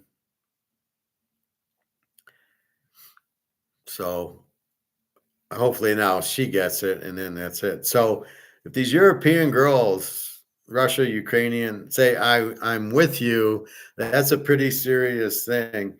But again, we're totally blindsided because it's not what we say. So you gotta if you date girls in different cultures, probably mostly Europe, you've got to kind of understand what they're really saying or what their meaning is. But I kind of feel bad because Jenna said, "Oh, I'm with you," and I'm with you too. Like, okay, yeah, you're my girlfriend. All right, here's a stoic one for you.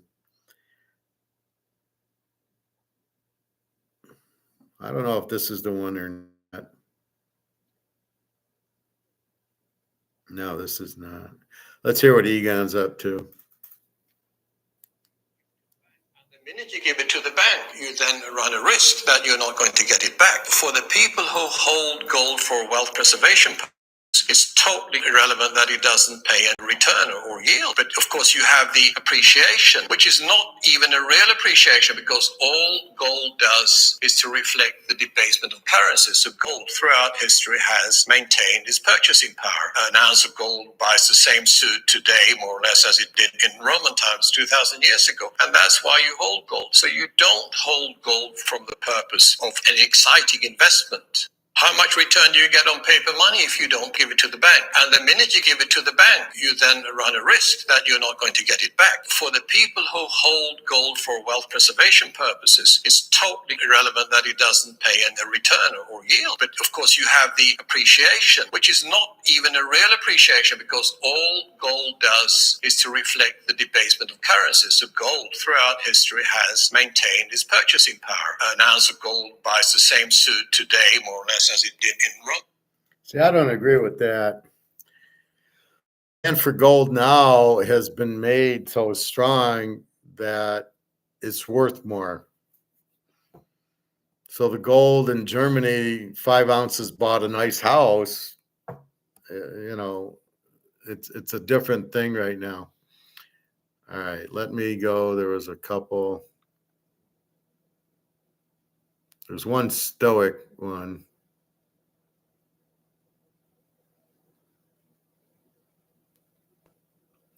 Okay, this is a stoic video by some guy. A man with few friends or no circle at all, that's someone you don't want to cross. He's learned tough experiences that quality always beats quantity. He doesn't need a crowd to feel strong. His power comes from within. While others chase after validation, he chooses to walk alone. He's seen friendships, the drama, and the betrayals, and he's cut all of it out. Now he stands untouched, at peace. He doesn't need anyone to make him whole. He's complete on his own. The end. One genuine friend holds more value than 100 phony ones. His circle is small, his trust is earned, and anyone who brings trouble is swiftly removed. He values his time, treating it like royalty. He knows what he's after and never settles for less. So, when you meet a man with a small circle or none at all, don't mistake it for weakness. That's real strength. That's confidence. He doesn't need your approval because he's already won the only fight that... Let me let you in on a little secret. And that is me, my friend. That is stoic. All of these American investors have it backwards. That is stoic because you get away from the vampires. Jenna starts mistreating you, you just leave her. You don't really need. Hey, Todd. Oh, good, Todd. Yeah, I had my guy. I talked to him today to do it because we wanted to wait. I'll start posting. We got like a week for that, but you get all the playoff games too. So good for that. Did you go 10-0 this weekend? I went 16-0. So I hope you were on board for that. Well, Saturday, Sunday. I lost the Boise game Friday, but Saturday perfect, Sunday perfect, Monday night perfect, Cincinnati over. So hope you had a good weekend. Anyway, so that's what stoic is. It's that inner count, like Bobby says. Well, what am I going to do with stoic? How do I be stoic? And the whole point of stoic is you don't need anybody. You don't need like anybody's approval. You're your own approval. And if you see people that just are wasting your time, you just move on. That's what I did with Jenna. I like Jenna, but I wasn't getting anything out of her. And then she started wanting a ring. Well, I'm not looking to marry you, Jenna. You're my friend. You're my girlfriend, but you're getting upset I'm not buying you a ring. I never said I wanted to marry you, first of all. And secondly, then you start being rude, and that's it. I don't have time for that. I don't want to be with somebody who's gonna, oh, you got a spot on your shirt, or you didn't shave properly. It's like, fuck off. That's not what I'm looking for. And so, but you're very confident, and you say, okay, this is, you're not what I need. And basically you don't need anyone. So I'm alone a lot, but I'm doing what I want. I watch football. I do this. If I was married, I couldn't do this unless my wife would understand that this is my class. This is my passion. This is what I'm going to do. It would be very difficult to do that, to do all the football, because they all want time, especially the pretty ones. They want you to look at them and spend time with them because they're very insecure. And so that's not what you want. Now, Daria, I do like differently because she's with me. I am with you, so I'm happy about that. That's now I understand what it means. But that's the point. It's it's stoic is just having the confidence in yourself that you're fine. You choose who you want, somebody you can trust. That's why I hate liars. If you lie to me, goodbye, because I don't want anything to do with you because I can't trust you anymore. So I really hate liars. Girls can cheat on me, but they can't lie to me. Right? You want to go with some guy you like, go ahead. Go enjoy yourself. It's just like playing golf or swimming or whatever. Just don't lie to me about it, because then you disrespect me, and then I don't want the lie. Now I can't trust you, but I can handle the cheating. That's fine. Go, because to me it's enjoyment. Hey, Luke. Well, let's see. I just did an Egon thing.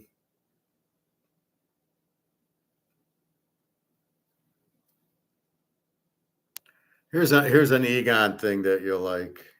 For the first time, we actually have $1 million gold bar this year. This gold bar, 400 ounce, 12 kilos, could have been bought for 14,000 in 71, and now it's $1 million. But what it really tells us is that you 100 ounce bar for 14,000 in 1971, and now in 2024 you get 6 ounces of gold for the same amount, and that shows you the destruction of paper money. No government ever tells you that the money in your pocket is going down every day. Everybody just talks about inflation, but inflation is nothing else but a falling currency. So Bitcoin doesn't interest you? Really, no. We're waiting to hear on Russia as far as when they come out with their gold-backed currency. I checked with Daria today, and her FX is still at 101. It was 108. Now it's back down to 101. I guess Putin's ready to roll soon. I don't know if he's waiting for Trump or anything to do with Trump. Tariffs would be really good for gold because it'll fuck the dollar up. It'll kill our economy because it'll make prices go up. Because if we become protectionists, and the problem with protectionism is you need competition. So we like that China makes goods cheap for us because then it's cheaper for us and it keeps the economy going. But if you take China out of the equation and the U.S. now makes its own goods, they're going to raise prices, which we can't afford because I'm not paying $40 for ribs. So therefore I won't buy, and therefore there'll be a lot of businesses in trouble. It is at 2,700. I showed that in the beginning. Let's see.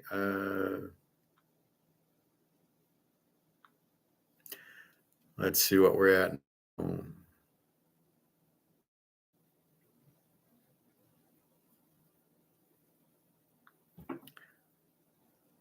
2701. Nothing but a upshoot day today from 4 a.m. up. And now we're in China. China's got control of it now, so I expect it to be back to 27 and a quarter. I'm going to go by Thursday afternoon because I get my check on Thursday. On lunch, I'm going to go get a lot of money, and I'm going to go to the gold store. Silver, 3205. Now, what Mark McGuire said, the guy asked him, why isn't silver moving? And he basically said, because of all the derivatives that the banks hold, the options are all put options. They want the price to go down. And I'm talking $22, $25 an ounce, and they never will. They're never going under maybe 29, but that's not even the market. all the countries, Saudi Arabia, India, China, who want silver are going to the mines. They're not using COMEX. Putin and China have a physical gold, silver, diamond exchange going, starting to go. That'll get us a physical price. And when they buy from the silver mines, they're paying $70, $80 an ounce, not the 30 fantasy ounce here. So keep that in mind. So gold, we know what it is. We're just waiting to hear about the Russia gold back, BRICS gold back. It's coming. Everything Trump's doing is the reverse. He's threatening tariffs if you do it, and they're all going, we don't need we don't want your dollar. This is the point Trump doesn't understand, which really worries me. He's a stupid businessman who inherited all the buildings in New York and made them all the money, but he doesn't know what he's doing. His dad did that. So nobody's understanding inflation. I'm watching Bloomberg, as I said, and they're all going, oh, inflation's going down here and going down there. No, it can't. Inflation cannot go down because you printed $160 trillion. It's still out there. It's, as Egon just said, it loses value every day. How the fuck can inflation possibly be going down? Well, we're looking at prices. Prices aren't inflation. Printing the money is inflating the money is the inflation. So it's the gold's about to go through the roof, and silver, as soon as we can, they'll be blowing up COMEX soon. Again, I can't date it, but I have a feeling that Russia and China are about to come out with gold-backed BRICS currency soon, and maybe the beginning of the year. I don't know, but it's supposed to be about 3,000 by the end of the year, and the way it's going today, 2,700. We got 3 weeks, so let's see.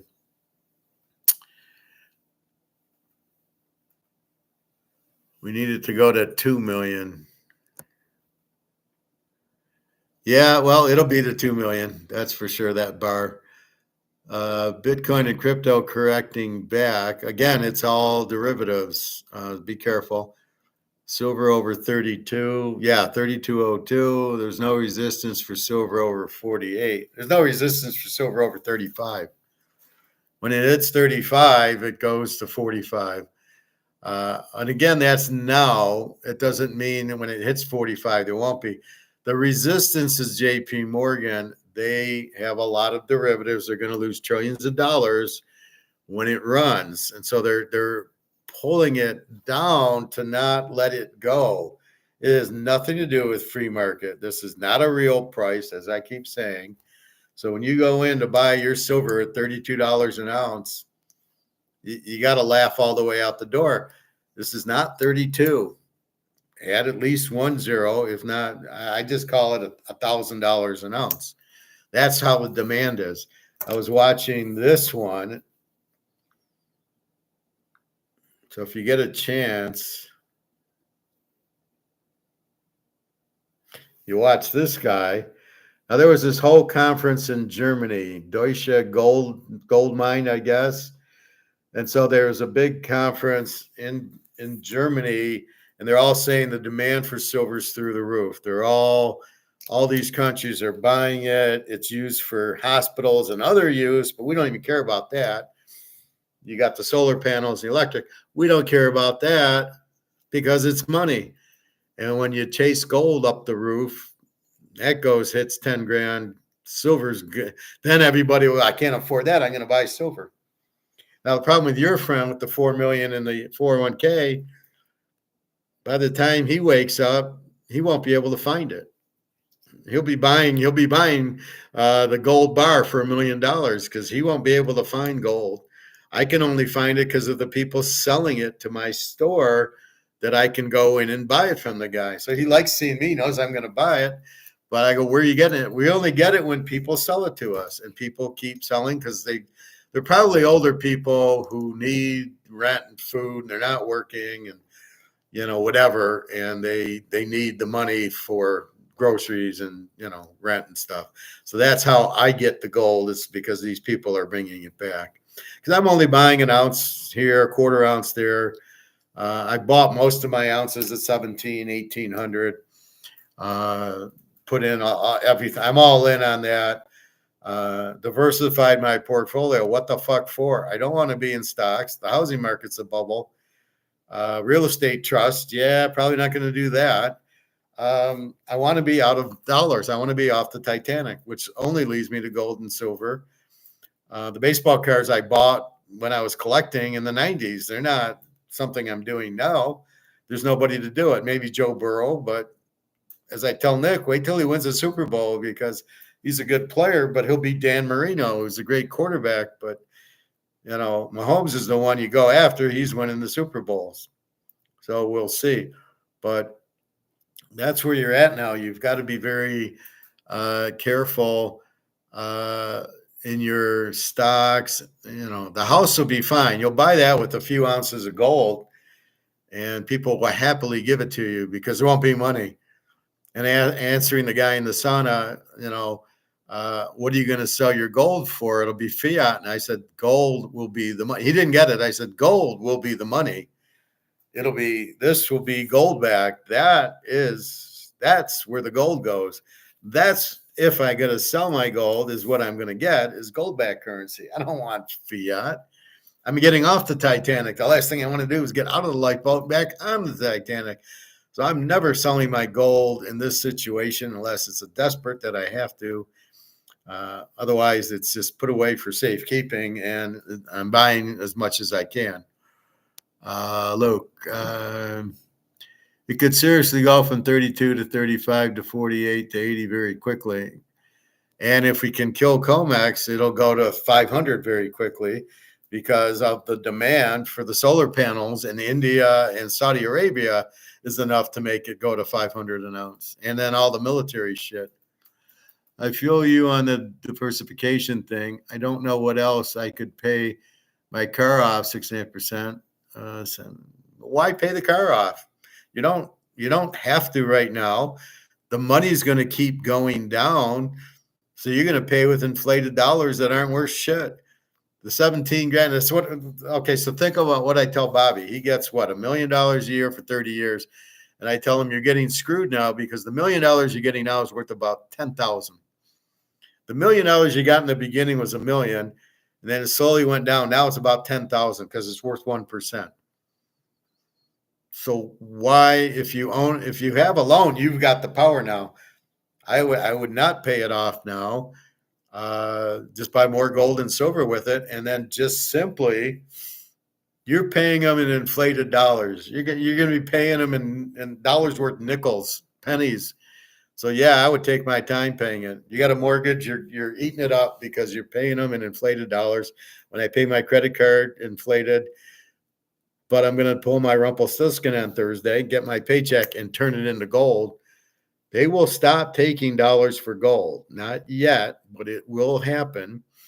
Be prepared for that. So your $4 million IRA guy, he won't even be able to buy gold because why would you take it? It's like Putin. It's like Biden. It's Trump with the stupid tariffs.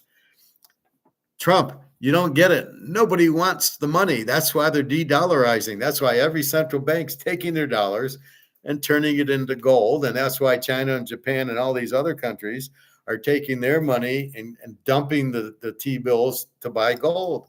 They don't want it. Saudi Arabia, they ended the oil thing because they don't want the dollars. They're worthless. Saudi Arabia wants gold for their oil. That's why they ended the petrodollar. So he's fighting a game he doesn't understand. This is when you realize how stupid these people are. If Trump thinks that he's going to do sanctions when nobody wants the dollar anyway.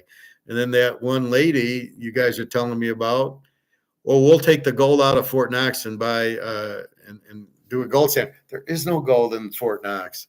Or this, what is he thinking with this Bitcoin exchange? Where's the value in Bitcoin? You want to take our money and put it into Bitcoin, or is this all talk to get people to buy it so you can dump yours and make profit, which is what I smell happening. So it'll hit 100. Trump sells his. All these guys sell theirs, and you'll see it go down to 50,000, and they'll have gotten out. That's exactly what's going to happen. If the world goes to a gold standard, it's not if, it's when, including the U.S., gold will go ballistic. That's what BRICS is. BRICS is going gold standard for all those countries. And your only option for the West is gold, because you can't. Who's going to win, gold or the monopoly money? Everybody's going to want gold. So if that is the case, then gold is the point. Then you have to go with gold, because that is always going to win. It's always got value, because gold is the value, because they can't print it. It's basically they can't print gold. It never loses its value. The dollar you keep printing, that's why they're all going to zero. They're all Keynesians in charge, thanks to George Soros. They're all a bunch of fucking idiots who don't know what they're doing, who are destroying all the money in the world. But look who figured it out. The BRICS. They figured out, hey, gold is the way. And Putin figured that out. He's got all this gold, and Xi and India and Saudi, and they're all getting gold. And they will be the ones in charge, because he who has the gold wins the game. So, yeah, that's why we're buying the gold. That's the other part of it, Luke, is that's the only answer. They can't keep coming out with fake dollars that are worthless. We know the boys have all the gold, so that's where we're going to, is a gold standard. So me and you all have our own gold standard with Russia and China. If you won't take dollars for gold, what does gold have to go up to? 100,000 and silver 10 grand. No, you're missing the point. Gold will be the money. It'll never go to 100,000, because if it goes that much, the dollar's gone. You're going to walk in with the gold and buy the house and buy the car and buy the groceries and buy the tennis rackets, although you'll probably need silver for that. But that's what that's the point. Gold is the money. It's not, you're not going to trade it in for anything. You've got it, and you're going to buy things with, here's my ounce of gold. Oh, hey, enjoy this house. That's the point of it. You're going to use it. That will be the money, but it'll look like this, backed by gold. What do you think? The U.S. in the 60s, it was gold backing the money. Well, the money was this. Remember, the Kennedy quarter was silver, right? So the money itself was backed by gold and silver. Then they started taking the silver out of the coin, like the 64 Kennedy half. That was the last silver. So after 64, then all the silver, mercury dimes and nickels and quarters and half dollars and even dollars didn't, that was what the silver was. So they took that out. There was a couple of gold coins that, double eagle 1920 or something like that. So there was a lot of, there was some gold money, but it was mostly this was the gold. That's how you got it. And remember in the 30s when FDR did it, people would bring in their gold and they would get money. They didn't confiscate it. They just basically said, give me your gold and I'll give you back what it's worth. So that's all they did was sell the gold to the government, which good luck with anything the government does.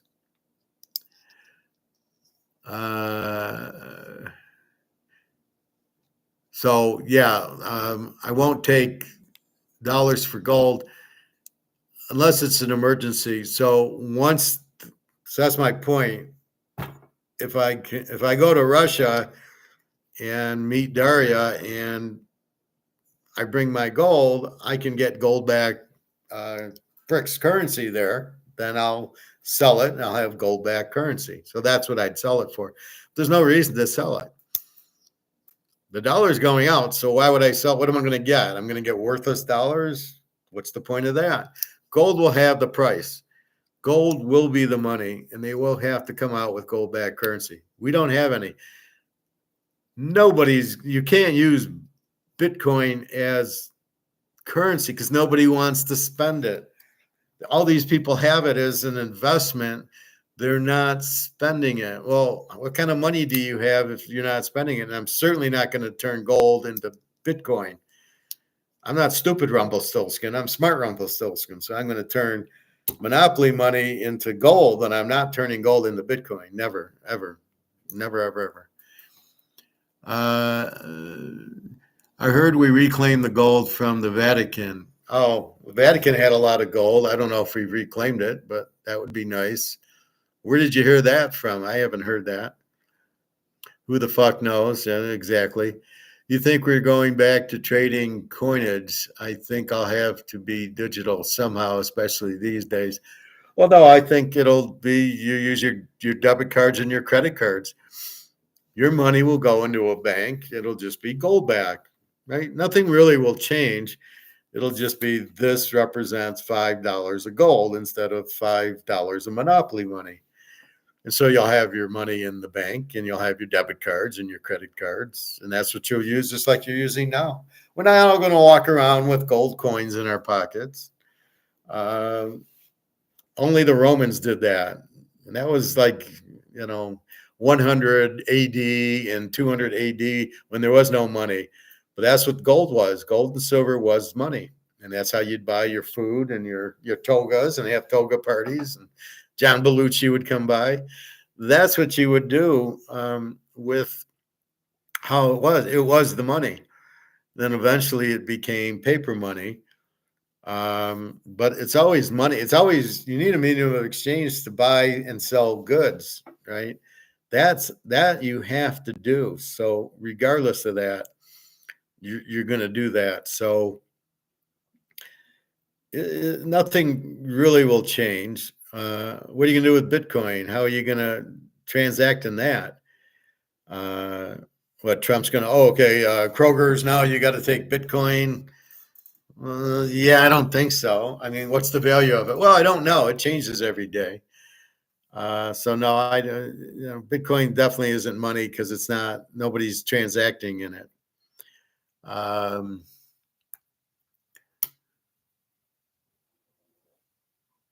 So I don't think it'll be coinage per se. It'll be debit cards and credit cards are electric, and that's what I think we'll do. So it won't be digital. Nobody wants digital, but electric we do. When the currency collapses, do all loans, dollar denomination, go to zero? Absolutely, because there's nothing to pay them in. Money's worthless. So how can I owe you $100?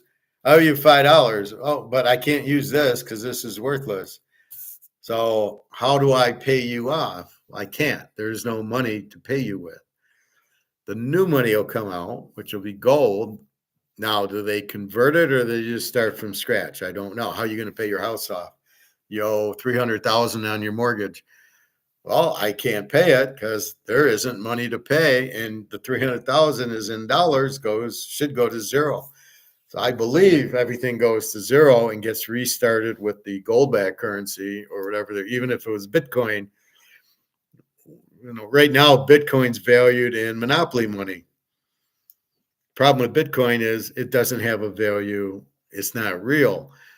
Gold is. So that's why you can value. So do you value Bitcoin in gold? Well, why aren't they? They should be, but they're not. They're valuing it in monopoly money. I feel like I could be another few years, maybe 4, before the currency goes hyperbolic. No, because we have the thing called the BRICS countries who are about to go gold-backed currency. So as soon as that happens, it's Katie bar the door. It's all over at that point. Who would want the dollar? And when nobody wants the dollar, it has no value. It's zero. Then you got to come out with a new currency. And if it's not gold, who's going to want it? So we'll all be running to Russia going, give me my BRICS gold-backed currency. So no, it will not be 4 years. Putin needs the money to pay for the stupid war that he doesn't want in the first place. As I try to explain it, he's a businessman. He does not want war. Bullets are expensive, as the guy in The Godfather said in the beginning, the Italian guy. Nobody wants a war. There's no profit in it. The only people that make money are the people selling the weapons, but the people fighting the war, there's no money, there's no revenue to be made by it, right? I'm shooting you, you're shooting me. Where's the profit? Where's the revenue? Well, the guy who sold me the gun makes the money. Who the fuck cares about him? So people are dying so the guy can make money selling guns? Really? This is how sick the US is. It's our war that we started for that purpose. They make the money, everybody else dies. And the inflation gets huge because you have to pay for all these weapons and it costs, and then the soldiers, and then the clothing and feeding them, and the supplies. You need oil to run the tanks and all that shit. I should wear it. If I had one, I would. And then I could go toga, and then Otis Day and the Knights could come. Maybe when gold hits 5K, we will have to be able to exchange physical gold at banks for dollars. Did you hear Trump threat to BRICS about the 100% tariffs on countries that go against it? Yeah, I heard that. Yeah, I talked about it a little, but I could repeat it. So basically, nobody wants the dollar. Trump's threatening them, and Putin's laughing at him, and Xi's laughing. They're going, we have gold. We don't need to trade with you. And if we do trade with you, we don't want the dollar. Why do you think we're selling the treasuries and buying gold now? We don't want the dollar. That's the whole point of it. Nobody wants the dollar. Every central bank in the world is selling dollars for gold. Do you think they want to trade with the U.S. to get the dollars that they're trying to get rid of back? They don't want to do business with us using dollars. Now, if we go to a gold-backed currency, they'll do it. Are they going to do it with Bitcoin? Show me the value of Bitcoin. What do I sell it to you for? Well, I got oil for you. It's 80. Well, I don't even know. How do you price oil now? You're pricing it in monopoly money. This is the whole problem. Everything's priced in monopoly money in every country in the world. Barcelona and Portugal and Italy, Germany, everything's monopoly money. It's either Euro monopoly money or Swiss monopoly money or the US monopoly money. And everything has to get repriced in gold-backed currency. So I don't know how long it'll take, or if it's just there'll be some like, oh, it's 20-1 or 50-1 or something. But look at Zimbabwe. Their dollar was 30,000. $1 bought you 30,000 Zimbabwe dollars. Then they go gold back, and $1, it was 10. So for $1, you got 10 gold back zigs, not 30,000. So look at the discrepancy in the whole thing, right? If you understand that. So it went from 30,000 to 10. So now you get an idea when I tell you you'll pay 2 ounces of gold to buy the house, because the house value will go from 500,000 to 5,000 in gold. That's the trick. It's 500,000's monopoly money. That's the whole concept that most people can't grasp, except for yours truly and your class. In our class, that's it. It's the dollar goes out, gold goes to the moon. Silver is right behind it. And I guess copper kind of too, because it is money, but it's not. It's silver. It's gold and silver are the SEC and the Big Ten. Copper's the Mountain West. So that's what you got with it. But that's really the key to it. So they're all laughing at Trump. Trump is going to a gold standard. He doesn't have any gold to do it with. There's no gold in your Fort Knox, Die Hard 3. Therefore, what are you going to... You need gold backing the money to have a gold standard. You actually have to have the gold to do a gold standard. How's you going to do it? Bitcoin isn't the answer, because it's not money, because nobody trades it. Everybody buys it because it's going to go up. How the fuck can it keep going up? Well, so you're telling me everybody's getting out of the dollar to buy Bitcoin and not gold? Well, wait, every central bank's buying gold. None of them are buying Bitcoin. And then I find out that Saylor's company, that MicroStrategies, just bought like $60 billion worth of Bitcoin. That's why the price went up. This idiot's buying it. So he's trying to Ponzi scheme. He's Madoff. He's trying to Ponzi scheme Bitcoin to say, look, it's going up, buy. And then as soon as it goes, then he sells. Don't get caught playing with these guys. Nobody believes Bitcoin is not real. It's a digital bullshit. Like I said, it's not backed by anything. And when the dollar goes out, what's the Bitcoin value? And as you've told me, 1 Bitcoin. And I go, okay, what's that worth? Nothing. The dollar is what keeps the Bitcoin alive. But what's Trump going to do? We'll go to Bitcoin for currency. I don't have a Bitcoin account. There's only 21 million, of which most of it's probably gone by now. I don't have $100,000 to buy a Bitcoin. And what am I going to do at the grocery store? Are they going to accept Bitcoin? Or if we go out to Capitol Grill, we're going to pay with Bitcoin. Well, what if we don't have it? Nobody wants Bitcoin. It can't be money. It can't be the medium of exchange. It's just like a mantle card. I can't go to Capitol Grill with the mantle card and pay for it. Well, maybe I could. I'm sure they'd want it if it was graded. Twitter is the best source for info. I like Egon and Mark McGuire. Bobby Bow, how are you? X. All right. I see our buddy Luke is here in class tonight. Luke, when is going to go up? Bobby with the dig there. All right. Bobby, I'm doing Rumpelstiltskin on Thursday. I get my paycheck and I'm going to take it and run and buy more gold before it's out. It's becoming more and more limited and higher in prices. And when I go on eBay, I'm seeing a lot of graded. I don't know why I'm seeing all this graded gold. I don't normally see that.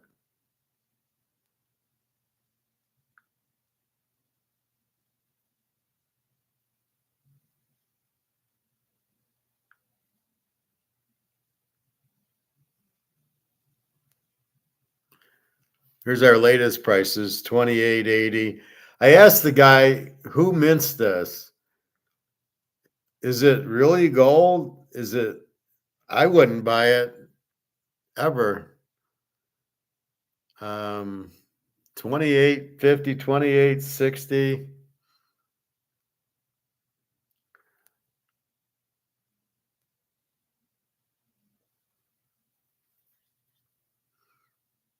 Here's a 2,900. You got to be careful. Don't buy from JM bullion. Buy from SD bullion.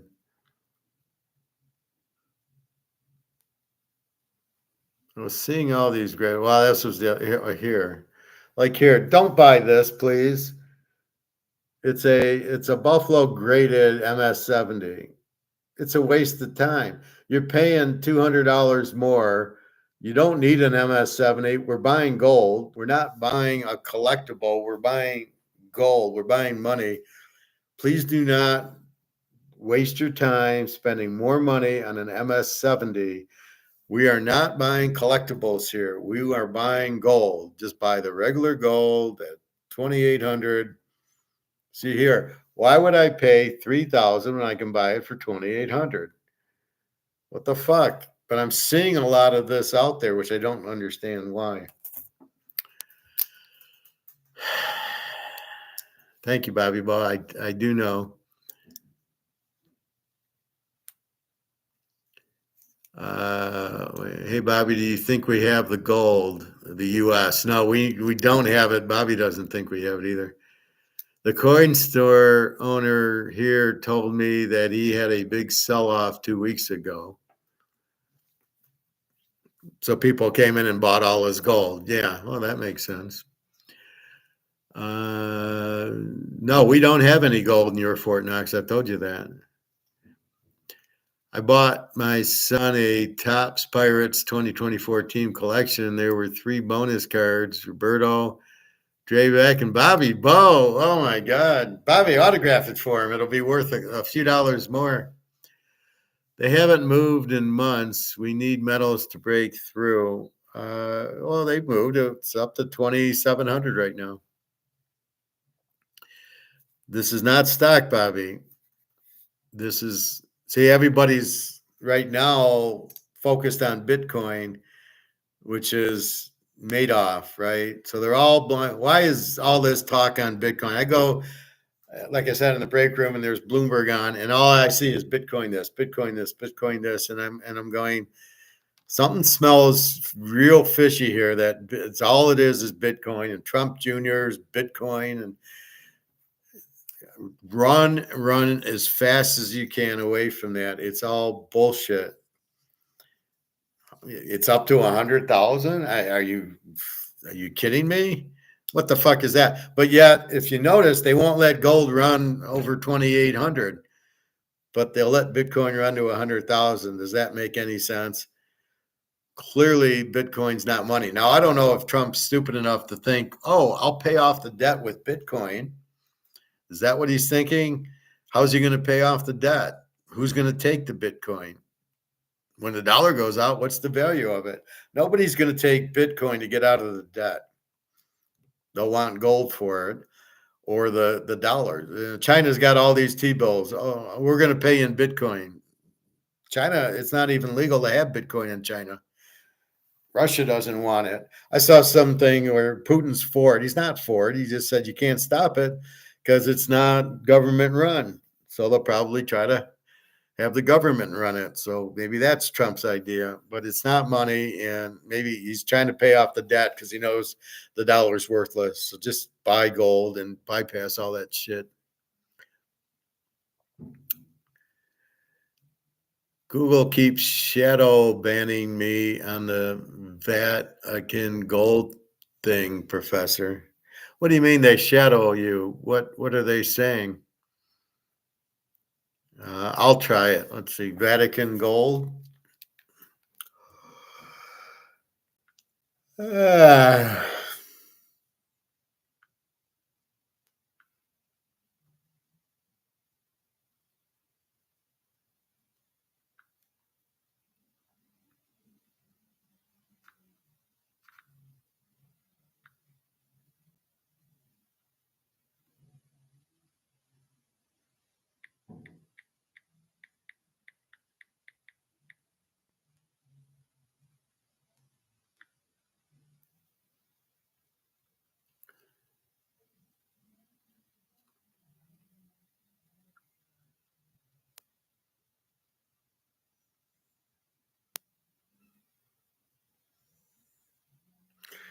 so I get this.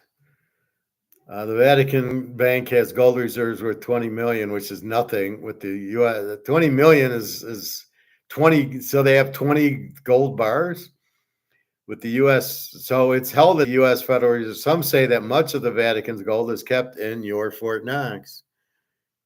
Vatican gold coins. Vatican's economy is made up of donations and how much money does the Vatican have? But this is 2015. The Vatican, where did all the gold, money, and finery come from? Came from the Nazis. The Vatican's the Vatican was in bed with the Nazis, and that's how all the SS escaped Argentina and Hitler and all those guys. That's where they got the gold from.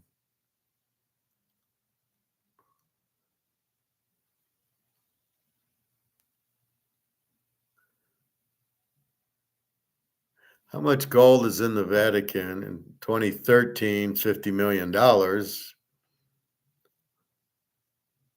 Now it's got to be much higher because the value is much higher. Vatican's really crooked. But what is my question?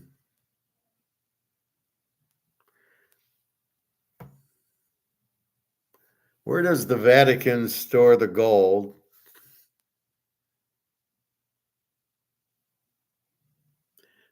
Huh. Oh, here you go. Vatican Nazi gold. This is what I was talking about. Let's see if we get any answers there.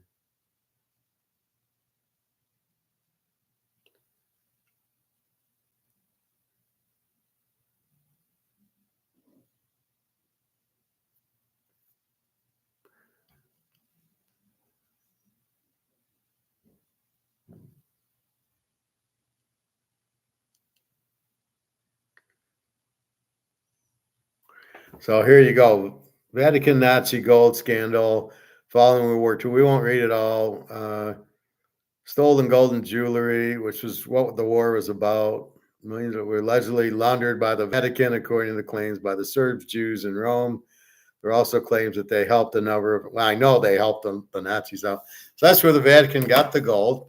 I'm not quite sure. I'm able to see that, so I don't know what you're having difficulty with, Luke.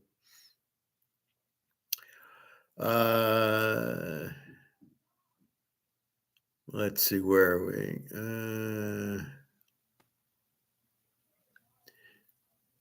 Bonus card. I'm not a bonus card. I'm a Pirates legend, Luke. Just like Roberto Clemente. Barry Bonds. But that's cool that you got your son that collection. Yeah, I heard that crypto is going to bounce back and continue to fly since Trump got elected, as he's a huge advocate of crypto. Well, we don't really know. He doesn't even know what it is. It moved up to 104 and then went back to 94. So it just dropped $10,000. So I'm not sure. Again, it's all manipulated. I wouldn't trust it as far as I can throw digital anything. Bobby, you have Bitcoin, any other cryptos? We need gold to pull at Bitcoin. They don't let me post what I'm saying on this blog. Must be true then. Laugh out loud. The altcoins with hit massive gains in Q1 of 2025. I think you're right, Bobby. It's already started. What are altcoins?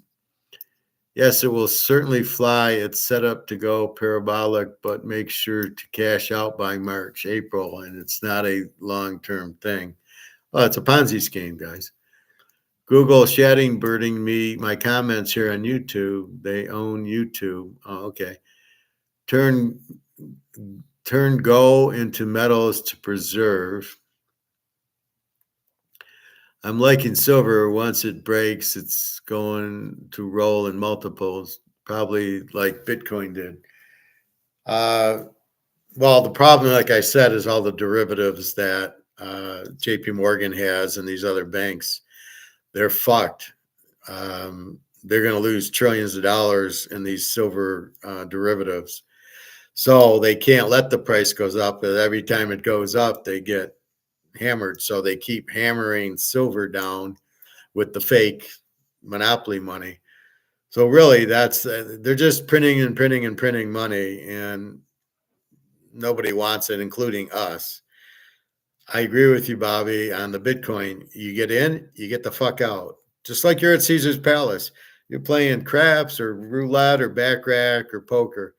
You get up, you don't sit there till you lose it all. You cash in. That's what I keep saying. Bitcoin is like playing craps. You made money on it, get the fuck out of it because it's not real. Okay. So if you're able to buy it, I don't know who's got $95,000 to buy Bitcoin now. That I don't understand. And if I got 95 grand, it's going into gold and silver. It is not going into Bitcoin. It's going into something real.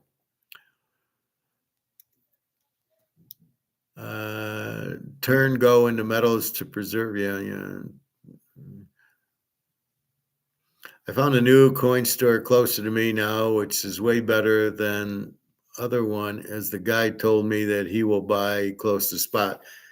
Well, they should be buying spot, and then they sell it for $100 over. My guy buys like an eagle at spot, and he sells it for 110 over or something. So he makes 110. Now, I was talking about fair trade the other day. So, in other words, let's take Mr. Mahomes here. So, what's a fair offer for a 50 count Mahomes card? $500, $1,000. Let's say 1,000. So it's a fair trade if you give me 1,000 to get the card. You feel like, yeah, that was worth it. But if I said 10 grand, you'd say, no, that's too much. It's not a fair trade. You're asking too much. It's not worth $10,000 to get the Mahomes card, at least not now. And that's really what it is. So if we understand gold and silver, some guy brings the gold into the store and he's taking 2,700 because that's spot right now. And he thinks he's doing okay. Well, but the real physical spot price is 27,000. He's getting fucked. the store wins. However, the store's too stupid. They get the $27,000 gold ounce for 2,700, but what do? I come in and he sells it to me for 2,800, and I'm thinking I just got a $27,000 gold coin for $2,800, and I'm doing cartwheels to the car because I know that the real price is not 2,700. That's the derivative bullshit JP Morgan monopoly price, not the physical price. And that's what I know. And that's where I argue with Egon. He says the gold price doesn't go up. It certainly does, but it's been held down also. This is not anywhere near the real gold price. That's my argument to Egon and Mark McGuire. The real physical price keeps getting pushed down by the paper market. The physical price is much higher in dollars, but again, you're going to buy a pretty expensive suit when gold hits $20,000. If you think that's what you're selling suits for 20,000, it's because it's not a physical market price. Then you don't know what the gold price is, but you know it's much higher because as it starts getting up, they push it down. And then we see Bitcoin at 100,000 and we go, is that being manipulated up? Because who the fuck's really paying? Notice Bitcoin was like 50, 60,000. And then Larry Fink entered the picture with these ETF bullshit. And the biggest con in the world is the ETFs, because you think you own Bitcoin or you think you own gold in the ETFs. You don't know shit. It's the exchange traded fund. They're saying, well, we're going to use the gold price to do it, but the ETFs are fake. You can't get gold out. So you call up and you say, okay, like I bought 20 of these. I want 20 ounces of gold. Sorry, we don't have any gold here. It's owned by everybody. It's not really yours. That's why you buy physical and you hold it, and then nobody can fuck with you. The ETFs are a very big Ponzi scheme. Again, Madoff probably started it, but a lot of this is Madoff shit. But all the money in Wall Street is just monopoly money. And they're the ones running the government, and they're the ones who don't want to stop. So that's really who we're fighting. We know we're right, but the difference is it's not just U.S. If it was U.S., it'd be hard to make money in gold and silver because they'll keep pushing it down. However, our friends are Russia, China, India, Saudi Arabia. Those are our friends because they've got all the gold and they want the price to go up. So they tell Wall Street to go fuck themselves. That's what's happening. You can't fight Putin and Xi with Wall Street guys. So that's the whole point of it. That's how it's going up and up and up, and it's going to go to the roof soon. And silver will be behind it. And we can thank Putin and Xi. It's a good time to like the Russians. All right. Professor, you can buy $10 worth of Bitcoin or any amount you choose. You just get a fraction of it. A fraction of what?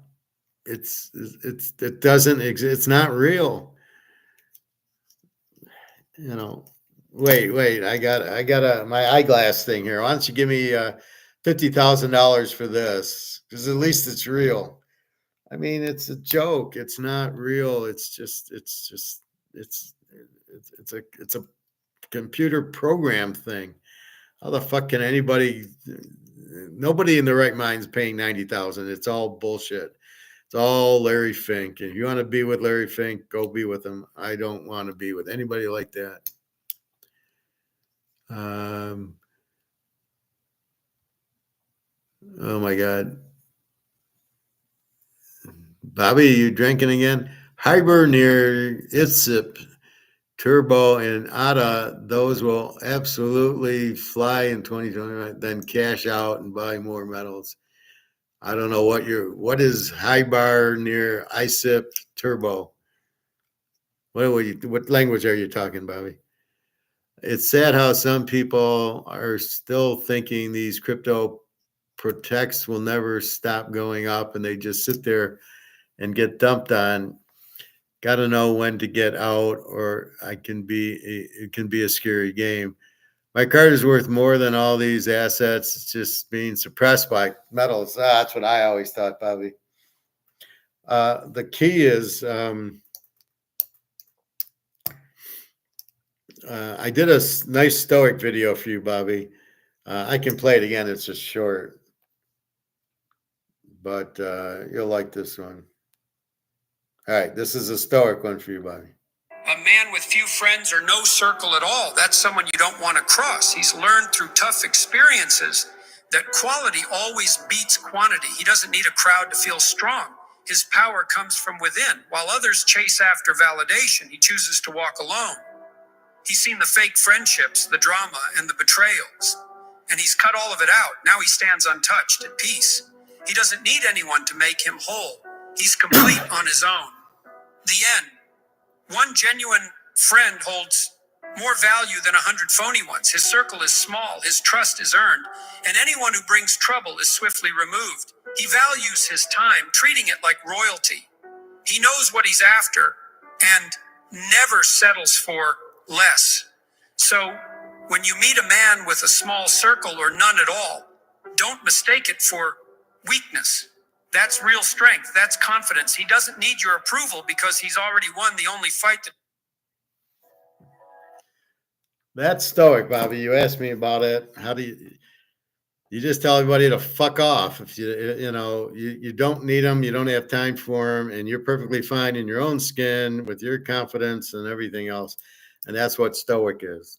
So explain perfectly that the people don't mess it up, or they start fucking, or they start vampiring you. You just walk away. You don't need them. You have yourself, and you're confident and comfortable in your own skin. That's Stoic right there. Hope you enjoyed that. My card is worth more than all those assets. Bobby, if only you hit 500 home runs. You couldn't have been a little better long ball hitter. Anyway, that I wanted to show you this Stoic one.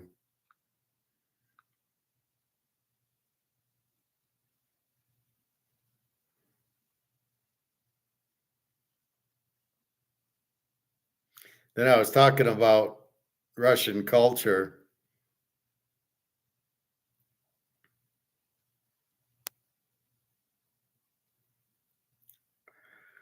So Daria tells me, I said, are we meeting? And she says, I'm with you.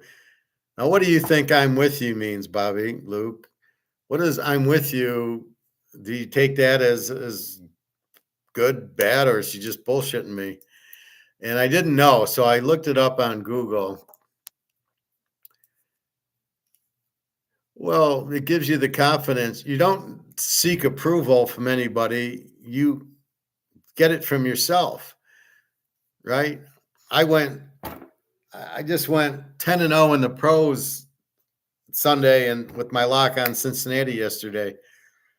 And I don't need anybody to tell me that's why I don't need comments.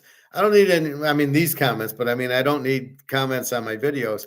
I don't need anybody to say you're a good handicapper. I know it, right? So I don't need it. And I validated it going 10-0 and then 6-0 on Saturday. So I'm 16-0 Saturday and Sunday. I don't need anybody to tell me I'm good. Obviously I am, or I wouldn't go 16-0. So that's kind of being Stoic, and nobody makes up my mind on football but me or gold. I got it. I know it down to the science. By being Stoic, I can tell you exactly what to do.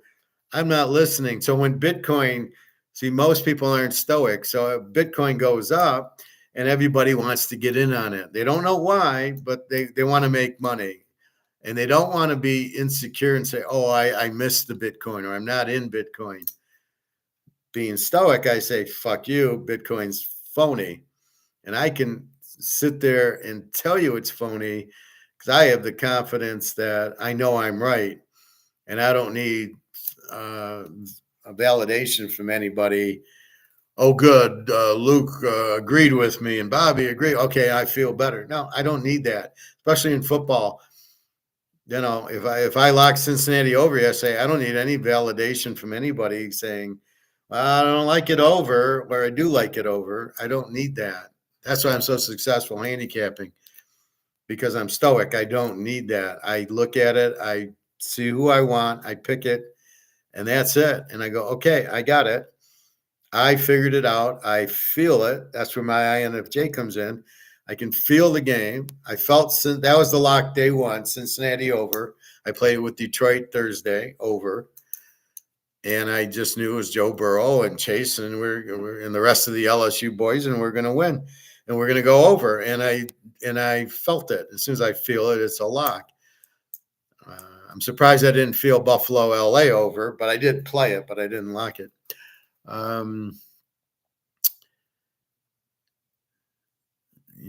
Bobby, you should come for more stoicism here, Professor. It's a good cover. Well, I showed you where they were, but I can talk more. But basically, that's it in a nutshell. You're in charge of you. And like, Bobby, when you talk to your daughter about gold and she says, well, you can't go to the grocery store with it, you don't fuck with her. You just simply say, I'm telling you that gold's the way to go. And this isn't a discussion. It's not an argument. It's a fact. That's what I tell you guys all the time. This is not my opinion. This is fact. This is what will happen. I don't do an opinions. I mean, football, I guess, is an opinion, but even that, I'm pretty fucking sure what's going to happen is going to, like Cincinnati over, it covered. So I'm pretty sure what's going to happen. It's kind of an opinion, but not really. And all this economic talk, none of it's an opinion. It's all fact. What I learned is all facts. The Titanic sinking is a fact. You got the dollar's going to go down is a fact. That's stoicism. And that's why I'm good at this stuff, because I know what's going to happen and I know it solid.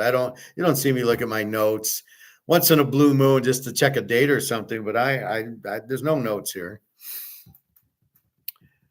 I think I'm with you is stupid. You have a pen pal with her. No, that's my point. So in Russian culture, if a girl says I'm with you, it signifies strong commitment to you, meaning she is choosing to be by your side and expressing her support and loyalty and relationship, often indicating a serious level of involvement. Russians tend to be more direct in their communication. So I'm with you is a clear statement of commitment and can be interpreted as a way of saying she is in it for you for the long haul. That's the culture that you're missing. We're Americans. I never say I'm with you. Jenna said she was with me. I didn't know what she meant. And Daria said, I go, let me check this out. So again, it's the Russian culture. She's saying, I love you and I want you and I'm with you. That's what she's saying. And I'm like, well, what's the I'm with you? And that's what she's saying is I'm serious about you. We are going to meet. Let's wait until Trump gets president and ends the war, and then you can come here and meet me. I'm not like I don't want to meet. She's just afraid of an American going to Russia, getting thrown in jail because they're going to go, you must be a spy. What the fuck are you doing here? If and I got to fly. If I flew there, it'd be through Turkey. My money wouldn't work. So I get that. But that's what I'm with you means. It's a very serious thing for a Russian girl to say to you, not like the American. And that's been the point. And Jenna said the same thing, and I just passed it off as, like you said, Luke, oh, that doesn't mean anything. No, it's pretty serious when the Russian girl says it. So she ain't no pen pal. Okay. That's the point of it. It's you got to understand different cultures. For her, she'll say it, but it's like Carmen, when I'd meet her, she'd kiss both cheeks. Well, that's the Romanian way of saying hello. Not like she doesn't mean anything by it, but yeah, that's the point. She's very serious with me is what comes out of it, but I don't know that. I don't understand it. Now I do. And so, no, it's very positive. I'm with you. And Jenna said the same thing. So she's not a pen pal. It's like being against Mahomes if you want to lose. If you bet Mahomes, then it means you want to win. Yeah. Okay. Yeah. That's my point, Luke. If you're dating Russian girls or, girl like Bobby with what was there, a Portuguese girl or a Mexican or something, everybody has the different cultures. And so they grow up with what they do. Um, so yeah, I mean, the I'm with you. That's so I got to be careful with Daria. I said, well, in the U.S., I don't say I'm with you. I say I love you. I want to be with you. I love you very much. So you say stuff like that. I would never say I'm with you. I won't even know what it means. Like if I'm with you, we're going what to lunch. I mean, but that's how we think. So I told her because I keep saying, "Are we meeting?" Like, what the fuck? I thought your mom was coming, and now you're waiting for Trump to take office. Are we ever meeting? And she says, "I'm with you. Don't worry about it." But now I get that that's what she means. Um, well, Bobby, you're right. Betting on Mahomes, you win, and um, that's the point of it. But you got to find the Mahomes. We find Lamar is not Mahomes, and Lamar costs us money, so we avoid Lamar like a plague. Mahomes, Joe Burrow, and Daniels now. Um, that's who we want to bet on, right? And we're seeing Cincinnati doesn't have a defense. Now we're just betting Joe Burrow over every game, and he wins every game over because he scores. He scored over 30 points the last 5 or 6 games until last night. And the move Chase put on the guy to win the game was unbelievable. But that's Chase. That's why we bet Chase because he makes those moves nobody else does. Jefferson a little bit. But that's why you bet them. And that's why I like the LSU guys over the Alabama guys. Anyway, understand everything for what it is. So understand Daria for what she is, from what she's saying. You understand Bitcoin for what it is. All I try to explain is what it is. It's nothing. But if people want to pay $100,000 for nothing, I bring in a Madoff and say people gave him millions of dollars and trusted him, and they lost millions of dollars. And the worst part was, because it was a Ponzi scheme, the guys who got the money had to pay it back to the people that lost, which made no sense. Sorry, like Bitcoin, like if it's a Ponzi scheme, are you really going to give the money back so the people that lost, who are getting in at 104,000, who just lost 10 grand, are doing it? See, I don't buy that shit.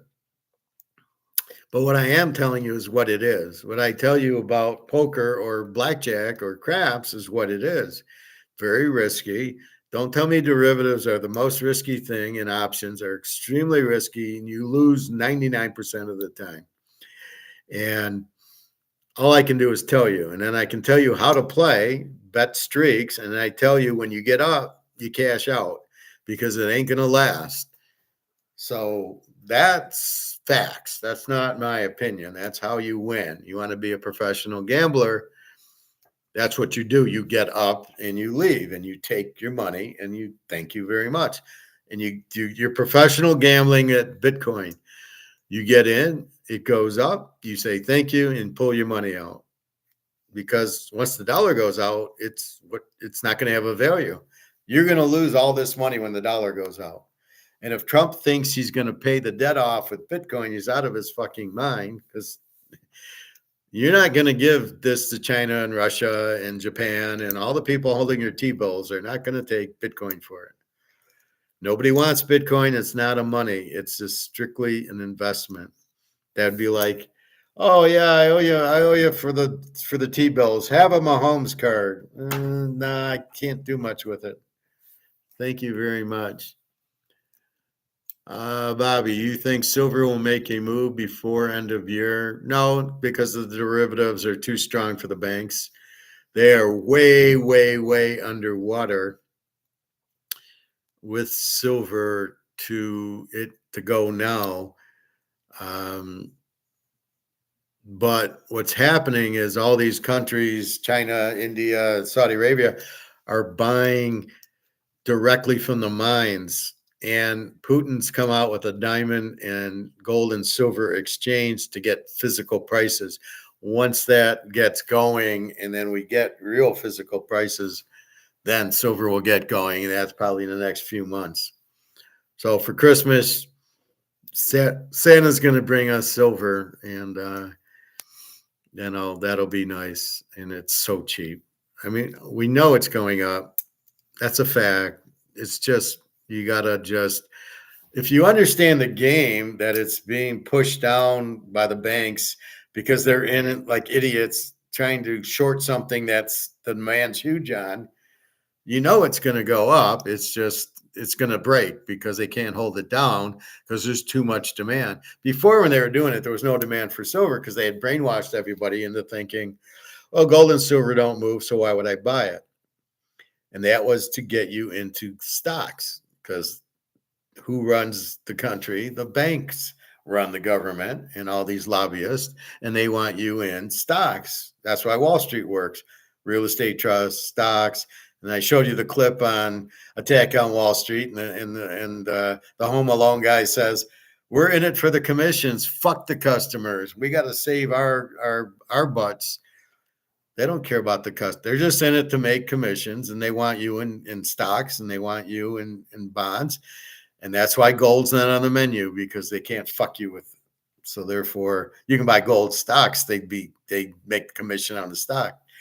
They won't ever tell you about gold. So if you're going to a financial planner or somebody like that, and you expect them to talk about gold, you're dreaming.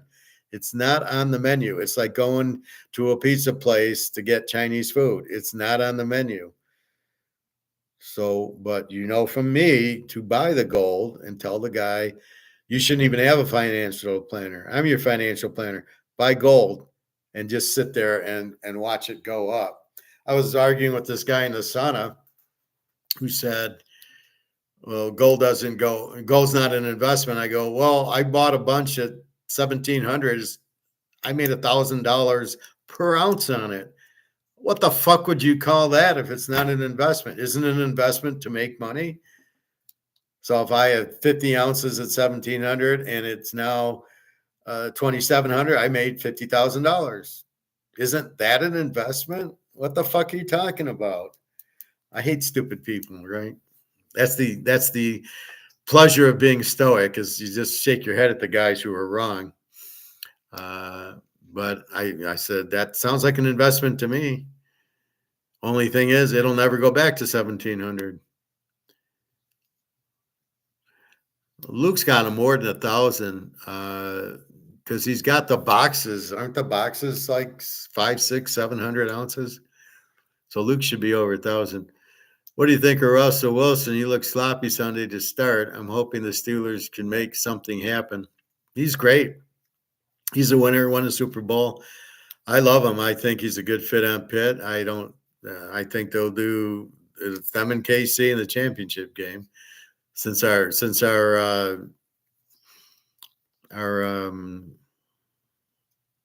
Joe Burrow can't make it, and they have to win out, and then it's Denver, San Diego, and Baltimore have to choke out. So Denver or Cincinnati can't make it, but I think it's Pitt and KC in the championship game, because Pitt can show you to beat Baltimore. Baltimore's going to choke anyway. Buffalo, they can't. The key is Pitt's defense with Wilson. The combination is just deadly. That's like KC, where you got Mahomes and a killer defense. You got much more than 1,000. Yeah, that's what I thought. So realize when gold goes up $100 and you got 50 ounces, you made $5,000 in gold. You got 1,000 ounces in silver and it goes up 100. You made $100,000, Luke. So when it goes to 100, you're going to be rich off the silver. And but that's what they want. See, it's got nothing to do with the market. It's just strictly, it'll fuck their derivatives up because they've got all these options, put options in silver. And if the price keeps going up, they keep losing millions and millions and trillions of dollars. The banks, that's what's holding it back, are the banks. but everybody keeps buying, going right to the silver mines and saying, yeah, I need 1,000 tons for my solar panels, India and Saudi Arabia and China. And that's the problem. They're not even using COMEX. So it's got to break. So that's why I tell you, don't even look at the COMEX. However, for us buyers, it's beautiful because it's keeping it's like, let's say this card's $1,000. It's like keeping this card at $5. Well, how many of these you want to buy for $5? You can buy 50 of them. And we know it's $1,000 card. I mean, you'd buy them all. That's what silver is. Silver is $1,000 an ounce that you can get for 30. How many do you want to buy? As much as you have. And don't worry, it's going there. It's got to go there. There's too much demand for it. And that's what it is. And COMEX will eventually just go away. It's broke. It doesn't have the silver it needs. They're not paying off on the gold. They owe when they do the derivative. China buys the derivative right from COMEX, saying we want to take delivery. The U.S. is like, I don't know, like 400 or 500 tons short. So they got to go on the market and buy it. That's when gold goes to 3,000, is when the U.S. has to make delivery, and they have to. They can't we're not going to make it. No, you have to, or they'll stop trading or something. I don't know, but we make the rules, so it's really difficult. But that's the problem. But the U.S. owes China, and China's not going to just sit there and say, yeah, pay us when you got it. No. It's supposed to be a one-day delivery. So that's a big thing. But in silver, it's not the same. When silver moves to Basel III and becomes a tier 1, which is what it is, it's money, then you'll see that really move. But right now they're not holding it back because they don't want us to get rich. They're holding it back because they're going to lose trillions of dollars in all these stupid derivatives because the idiots are going, well, let's short silver. There's high demand. You don't short silver. It's like shorting a Mantle card. What are you, out of your minds? Or shorting the Mahomes card? No. It's going to go up. The demand's going to drive it up. What the fuck are you doing? I wouldn't call a few $100,000 rich. I'll call Bobby rich. I didn't say a few $100,000's rich, but a few $100,000's a few $100,000. I like your style of rich there, Luke. For our normal guys, it's a couple $100,000's nice, but I mean, that's each 100, right? So you make 100. No, you make more than 100,000. No, you make every 100. You got 1,000 ounces every 100. You make 100,000. So if you goes to 1,000, you made $1 million. Does that qualify as rich? And then it goes to 2,000, you'll make $2 million. I don't know. Bobby's got more money than he knows what to do with.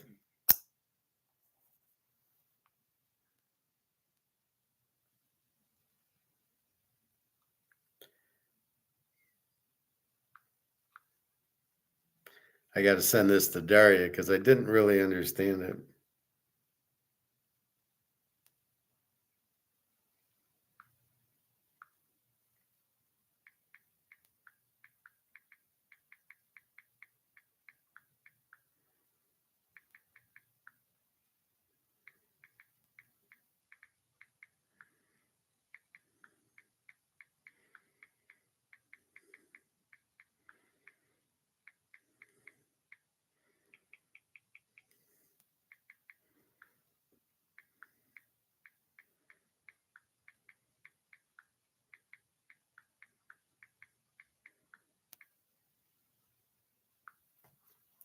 All right. Russell Wilson is playing really good ball, and the Steelers are actually legit this year. Yeah, they're. It's going to be them in Kansas City, and I'll tell you, the Steelers can definitely handle the Lions, and I think the Eagles can handle the Lions. The biggest problem with the Eagles is Jalen Hurts is terrible.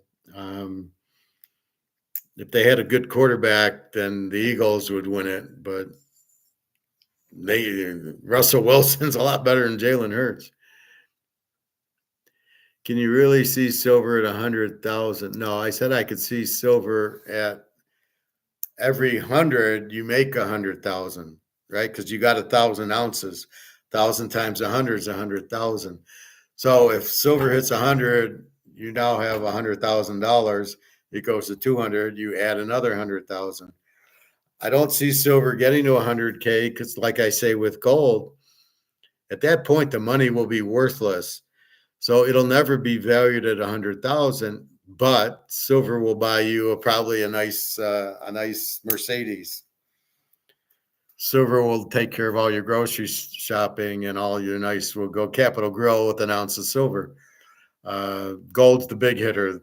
Gold buys you the nice house with a couple ounces. Silver would take you a few more. And then to your point about, well, 10 ounces of silver will buy me an ounce of gold. If you can find the ounce of gold, I agree with you. And I wouldn't buy the 400K bar of silver because you want the coins. You don't really want the big bar. Gold, okay, but you really going to sell it? I mean, that would be a hard one. The $1 million bar Egon showed us. What are you going to do? That's why I like the coins. I take 1 ounce and, you can do something with it. But a bar, what am I, yeah, I want to buy your country. I got a big 400-ounce bar that's worth, it's $1 million now. We'll wait till it gets going. It'll be 30, 40 million. But again, it won't be in dollars because the dollar won't exist to price it. That's the point. That's what makes time travel possible, guys. I like them much better than the overhyped Ravens. That's because Lamar sucks. Steelers should have won another 2 games too, Bobby. They should give a push. Well, because they didn't have Russell Wilson, right? Fields was starting. But at the end of the day, both teams will come up short with the Super Bowl after my boy Mahomes gets through with them. Since then, Pat, I don't know. Pitt can give him a little bit of problems. Baltimore can't. You got gold Eagles, Professor? Of course I got. You know that. I want to buy some nice gold Eagles. Well, you want to buy them from me, or are you going to go to the store? Go to the store. I don't want to sell my gold Eagles at these cheap prices. But these coin stars are limited at times with the design, so I would need to order some online. No, just call my store. I've given you the number, but I can give it to you again. And they'll deliver it. They'll ship it to you. I did that when I was in Alabama. I would order 2 ounces and some silver, and they'd FedEx it to me. I'd give them my credit card. I think they're still doing it. So if you want, I can give you the number. Let me know. First collects all the gold coins, whatever is best price. I like Eagles only because of real minted U.S. Constitution money. Do you think they care about that in Russia? Switzerland? They just want an ounce of gold. This is the whole theory. They want an ounce of gold. An eagle or a cougaran or a maple leaf is an ounce of gold. So you're not getting in America. You might get more for the eagle, not in Switzerland. We go meet Egon. He's, you got an ounce of gold? Okay, I'll give you this. And like Egon said in this video, he'll sell it right away.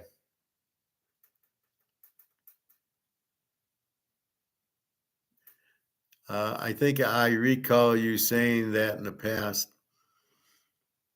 Yeah, but see, sometimes you can get Cougarans Maple Leafs much cheaper. And again, you want an ounce of gold. That's what we're trying to do here, is buy an ounce of gold and an ounce of silver. And as long as they're any government and it says 1 ounce of gold on it and the store is saying it's an ounce of gold, then we don't care. Why do you care if it's an eagle or a Cougaran or a maple leaf or a Philharmonic, which we love the violins on? That doesn't matter. Now I have more Eagles than I have Cougarans and Maple Leafs, but I got a lot of Maple Leafs. I'm not worried about them. I'm not worried. Oh my God, they won't take it. Now, if I need to sell one, I'd probably sell an Eagle and get spot, and I might get 95% now. But once the shit hits the fan, oh, you got an ounce of gold?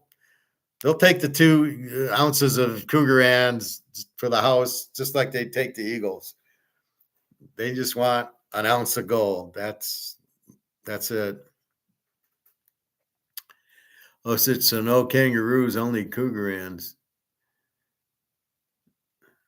What? No, you can get kangaroos and Cougarans.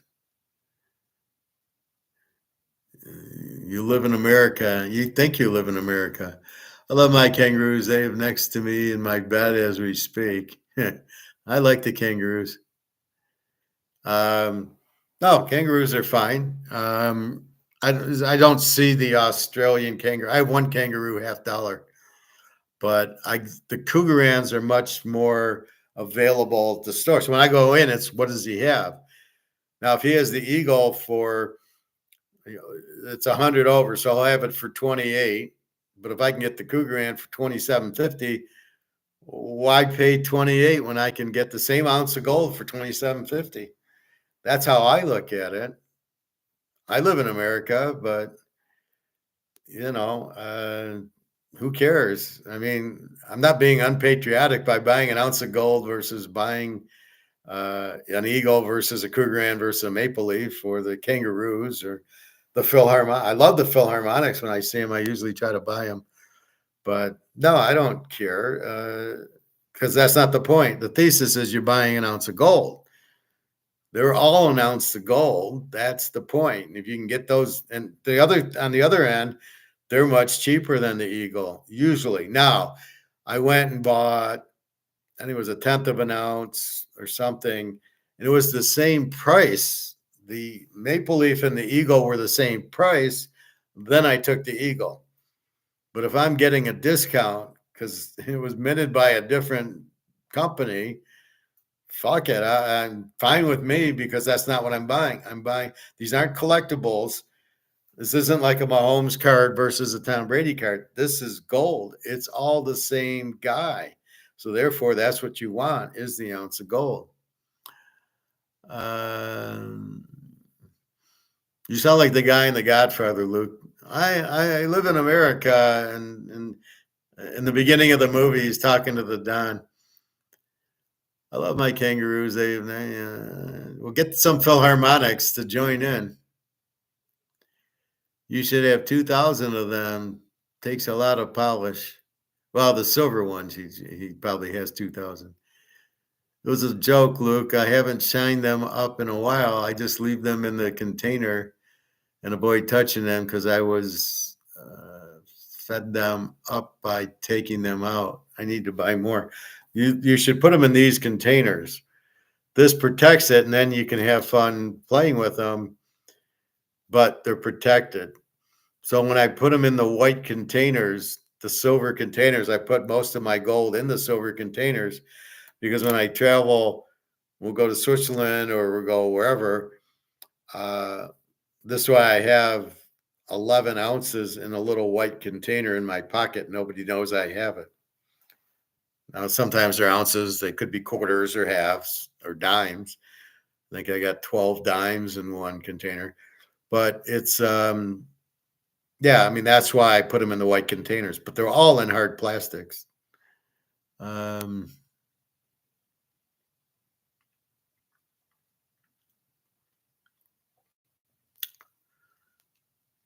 Oh, I love the harmonics. I got Maple Leafs, Cougarans, Buffaloes, Eagles. Yeah, well, you're diversifying your portfolio, Bobby. Very good. You get a star.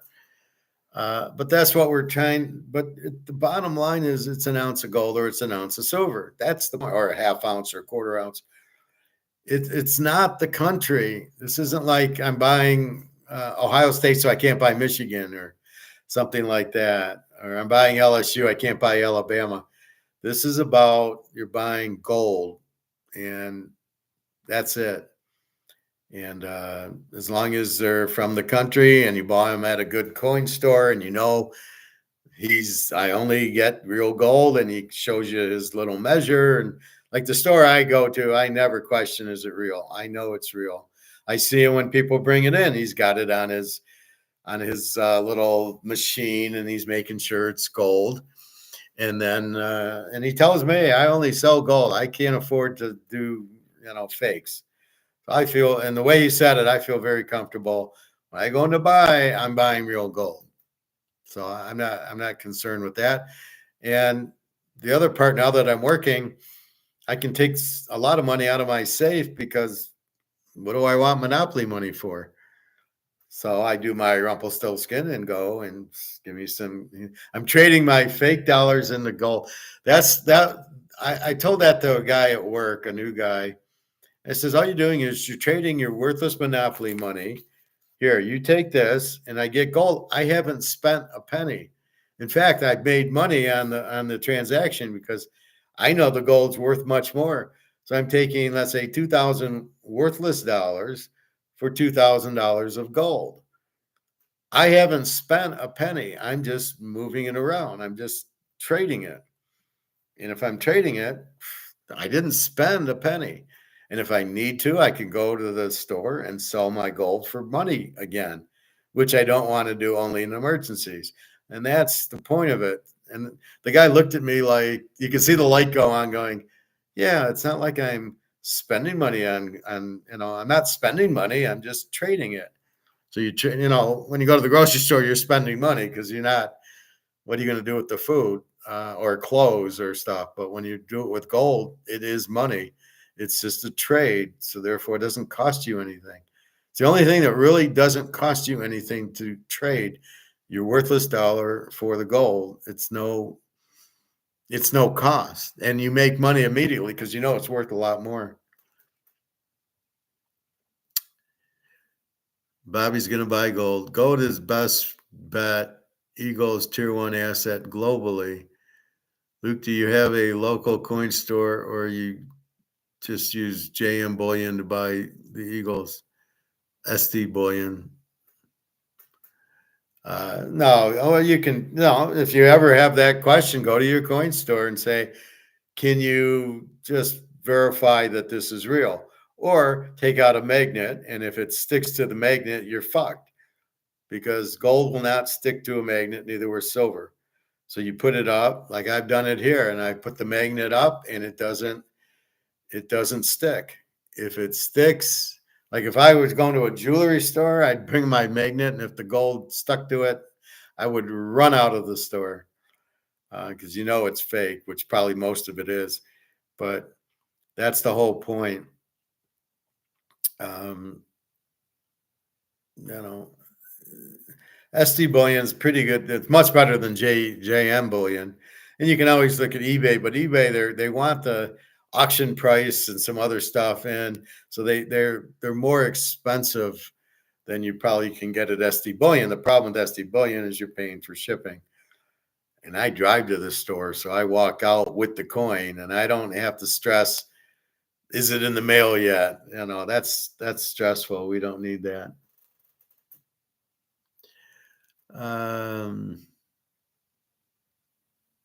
They're all from the U.S. Mint, not the ones in Canada and Australia and Philharmonics. So I think the silver boxes haven't ever been opened from the U.S. Mint. Oh, well, all the Eagles are from the U.S. Mint. They're real gold. Bobby, imagine silver going to 1,000 and you got to sell it, and this is not real, and they pay you $2 per ounce. That would be, well, go, take the magnet out and go, and then go to the store if that doesn't convince you, and verify it. But because I go to the store that I know it's been verified at, I don't worry about it. And I can see it's really hard to counterfeit gold, especially an eagle or a maple leaf and things like that. I mean, if you see it's 1 ounce gold, and the counterfeit would not look gold like this. You can see the color of this, right? If it's counterfeit, keep in mind, it can't be gold, right? There could be a little gold in it, but not a lot. You won't see this bright color. You would see a little, a little tinge. Now, the Cougarans sometimes look a little bit off color because they don't make it as pure as the maple leaf and the eagle. So there are other things in the Cougaran, but it's still 1 ounce of gold with a quarter ounce of copper and silver and whatever the fuck else they put in it.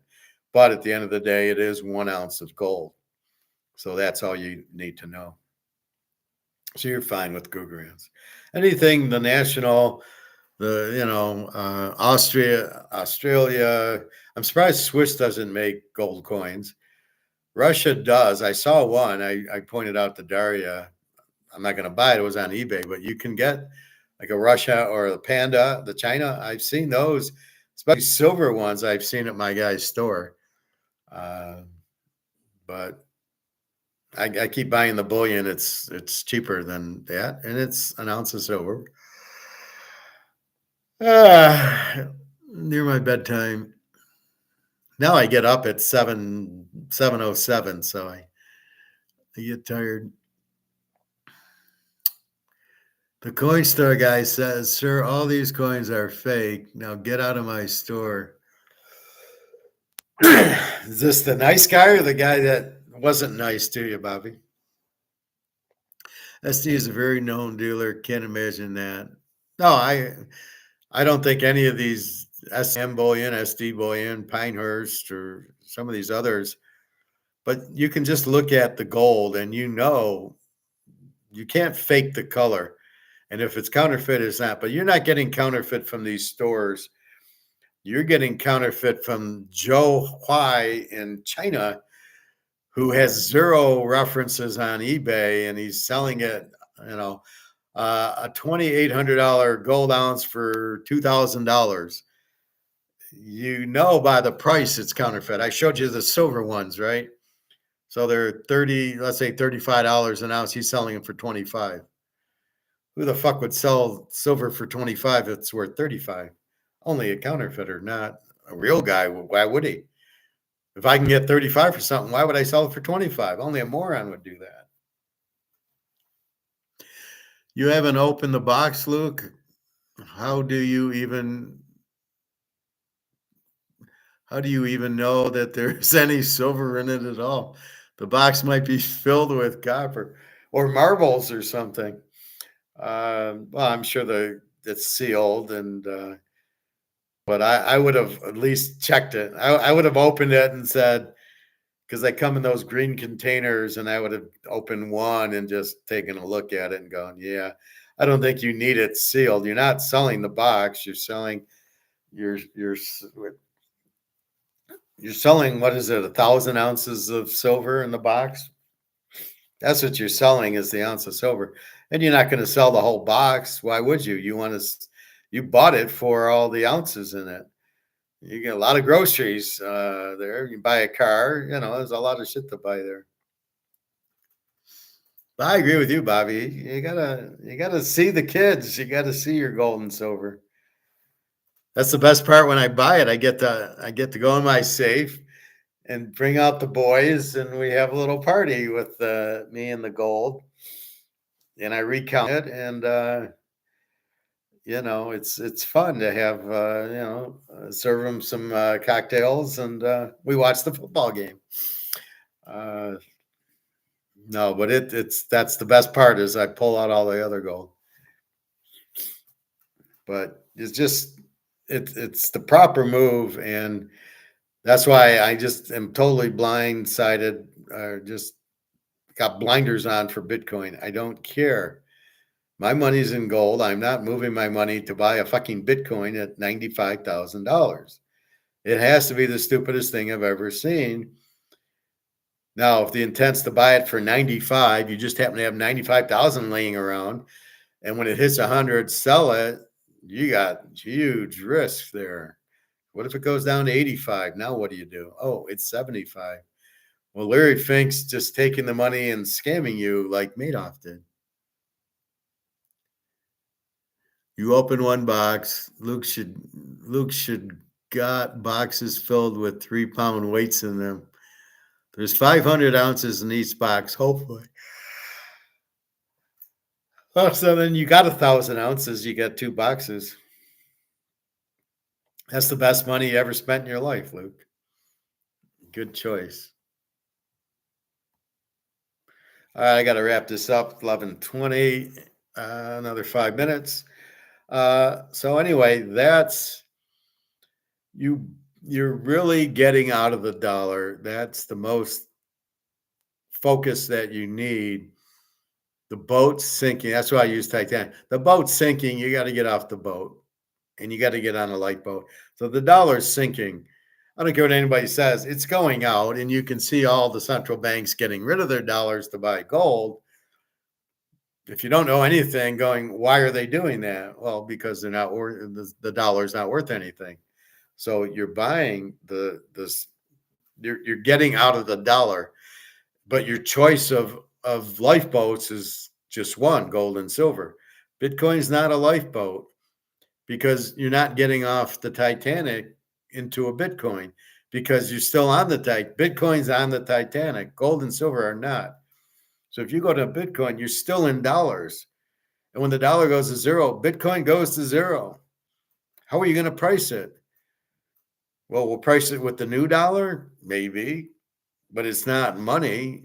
Don't ever think Bitcoin's money because nobody transacts in it. Oh, yeah, there's that one pizza store that does. And, go to the grocery store. Go try to get a trip. Go stay at a hotel, see if you can use it. It's not money. So that's really the point. It's just a collectible. And if I'm going to do that, I'd much rather buy a Rolex or a Mantle card. At least I can see it and touch it, not like Bitcoin. Like you don't even, it doesn't even exist in the human universe. There is no such thing as a Bitcoin. And people want to pay 90,000 and everything. Oh, it's Bitcoin. It's Bitcoin. Digital currency is a Ponzi scheme. Just remember that. So off the boat that's sinking the dollar, your only option is gold and silver. It's very simple. It's a very simple. It's a very simple answer to the question, right? What do I get into? Gold and silver. You can't lose in it. It can't be printed. If you go to the right place, you're not getting counterfeit. If you do think you're getting counterfeit, put a fucking magnet on it. If it sticks, you're fucked. If it doesn't stick, you're more than likely fine. You can look at the weight and you can look at the size because they can't measure it the way the government must. So if all of a sudden you got bigger silver, wait a minute, it doesn't look pretty silvery. There's a problem. But that's most of them. No, they can counter. That's if you buy it from Joe in the parking garage. Leaving what is it, Three River Stadium or whatever, one bank, one stadium. So if you see a guy in an overcoat selling gold and silver, you probably don't want to buy from him.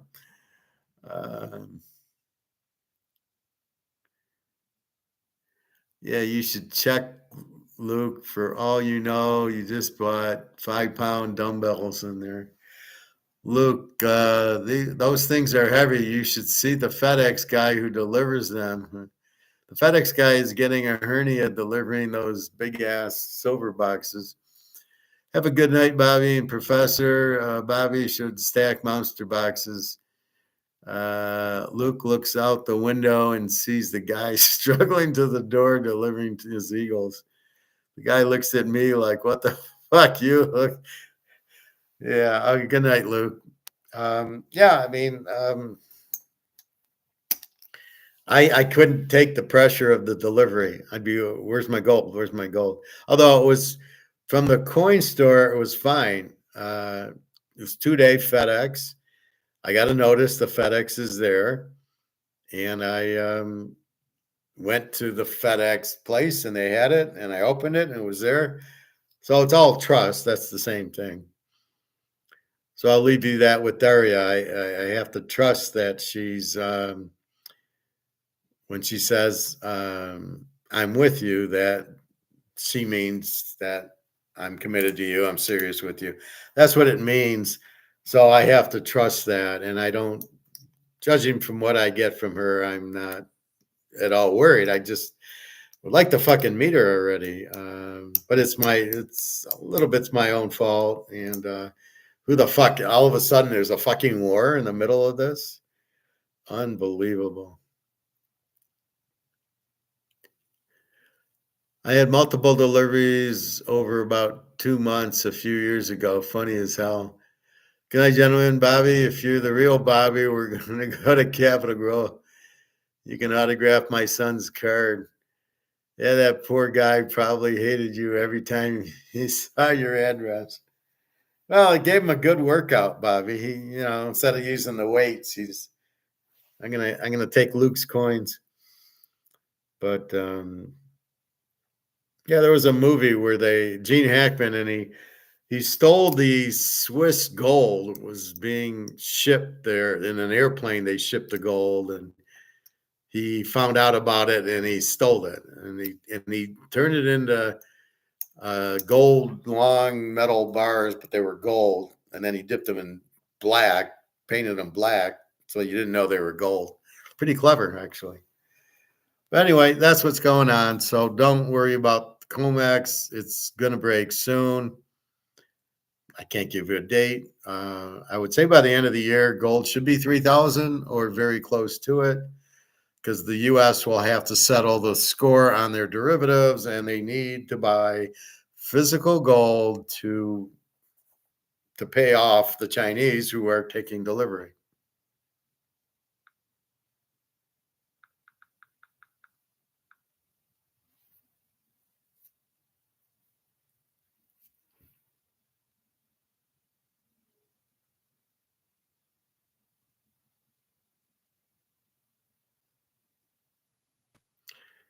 And let's take a look at gold.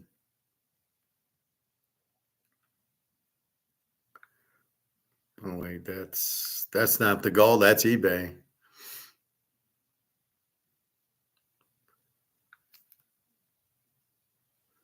$26.94. Surprised the Chinese are dropping it a little, but I expect it'll go back up. So when we wake up, it should be 27.25 or something. See, silver's taking the hit because they got to worry about their derivatives. So this has got nothing to do with free market. That's why when these guys on these little YouTube shows go, "Oh, well, silver is very volatile," it's not volatile at all. It's the fucking around with the derivatives. The real price is not volatile. The real price is much higher. And this is why we know it's much higher. Why would that go down?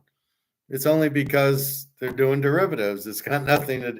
They probably do derivatives at 32, knock it down to 31, and then they do the derivative the other way, and it goes back up to 32. That's what they're doing. It's not free market. It's all bullshit.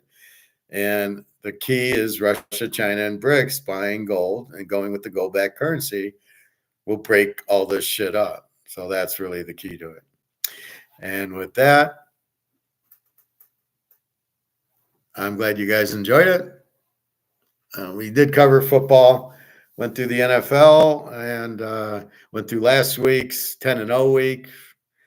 My locks, Cincinnati over. My 3 college locks, Arizona State over, Oregon over Penn State, and Southern Methodist plus 3.5 against Clemson. How Clemson won that game, I don't know, but we did get lucky and had the 3.5, so that was good. I just thought they were a much better team. I couldn't, again, it was a weak spread. But Oregon, that was a joke. How is Oregon only a 3.5 point favorite? Nobody's beating that team. Are you kidding? All right. Have a good night, everybody. www.teaserking.com. It looks like if you want the bowls, $100 for all the bowls and the playoffs. So to go like 3 or 4 weeks. So for 100, it's like 25 a week. And you get all the playoffs till the championship game. And that's it. Pros are out there, of course. I don't know. I had a 10-0. I've had 2 10-0s, an 11-1, a 9-2 the last 4 or 5 weeks. Not too bad. Yeah. Okay. Anyway, stay stoic. It just means You don't need anybody's approval. You're very confident on your own. I think that's the biggest thing is people need other people's opinions, approvals. You don't. You do the right thing. You know what's to do. You know what you want to do, and you do it. And if somebody says boo, you just, I don't even look people in the eye anymore. I just walk by like, who the fuck are you? I'm friendly to the right people, but I mean, when I'm in the hot tub, I'm not even looking at the other people. I just go sit down and I'm figuring things out and I'm thinking about other football or whatever. I don't even talk to, I don't even look at people. I know I did see the communists the other day and I just had a, hey, Joe Stalin, how you doing, buddy? All right, I'm off. It's late. I'll see you tomorrow. Tomorrow is Wednesday. And Thursday's goal day. I'm just so excited now. All right. I will see you guys tomorrow. Take care. Have a good night.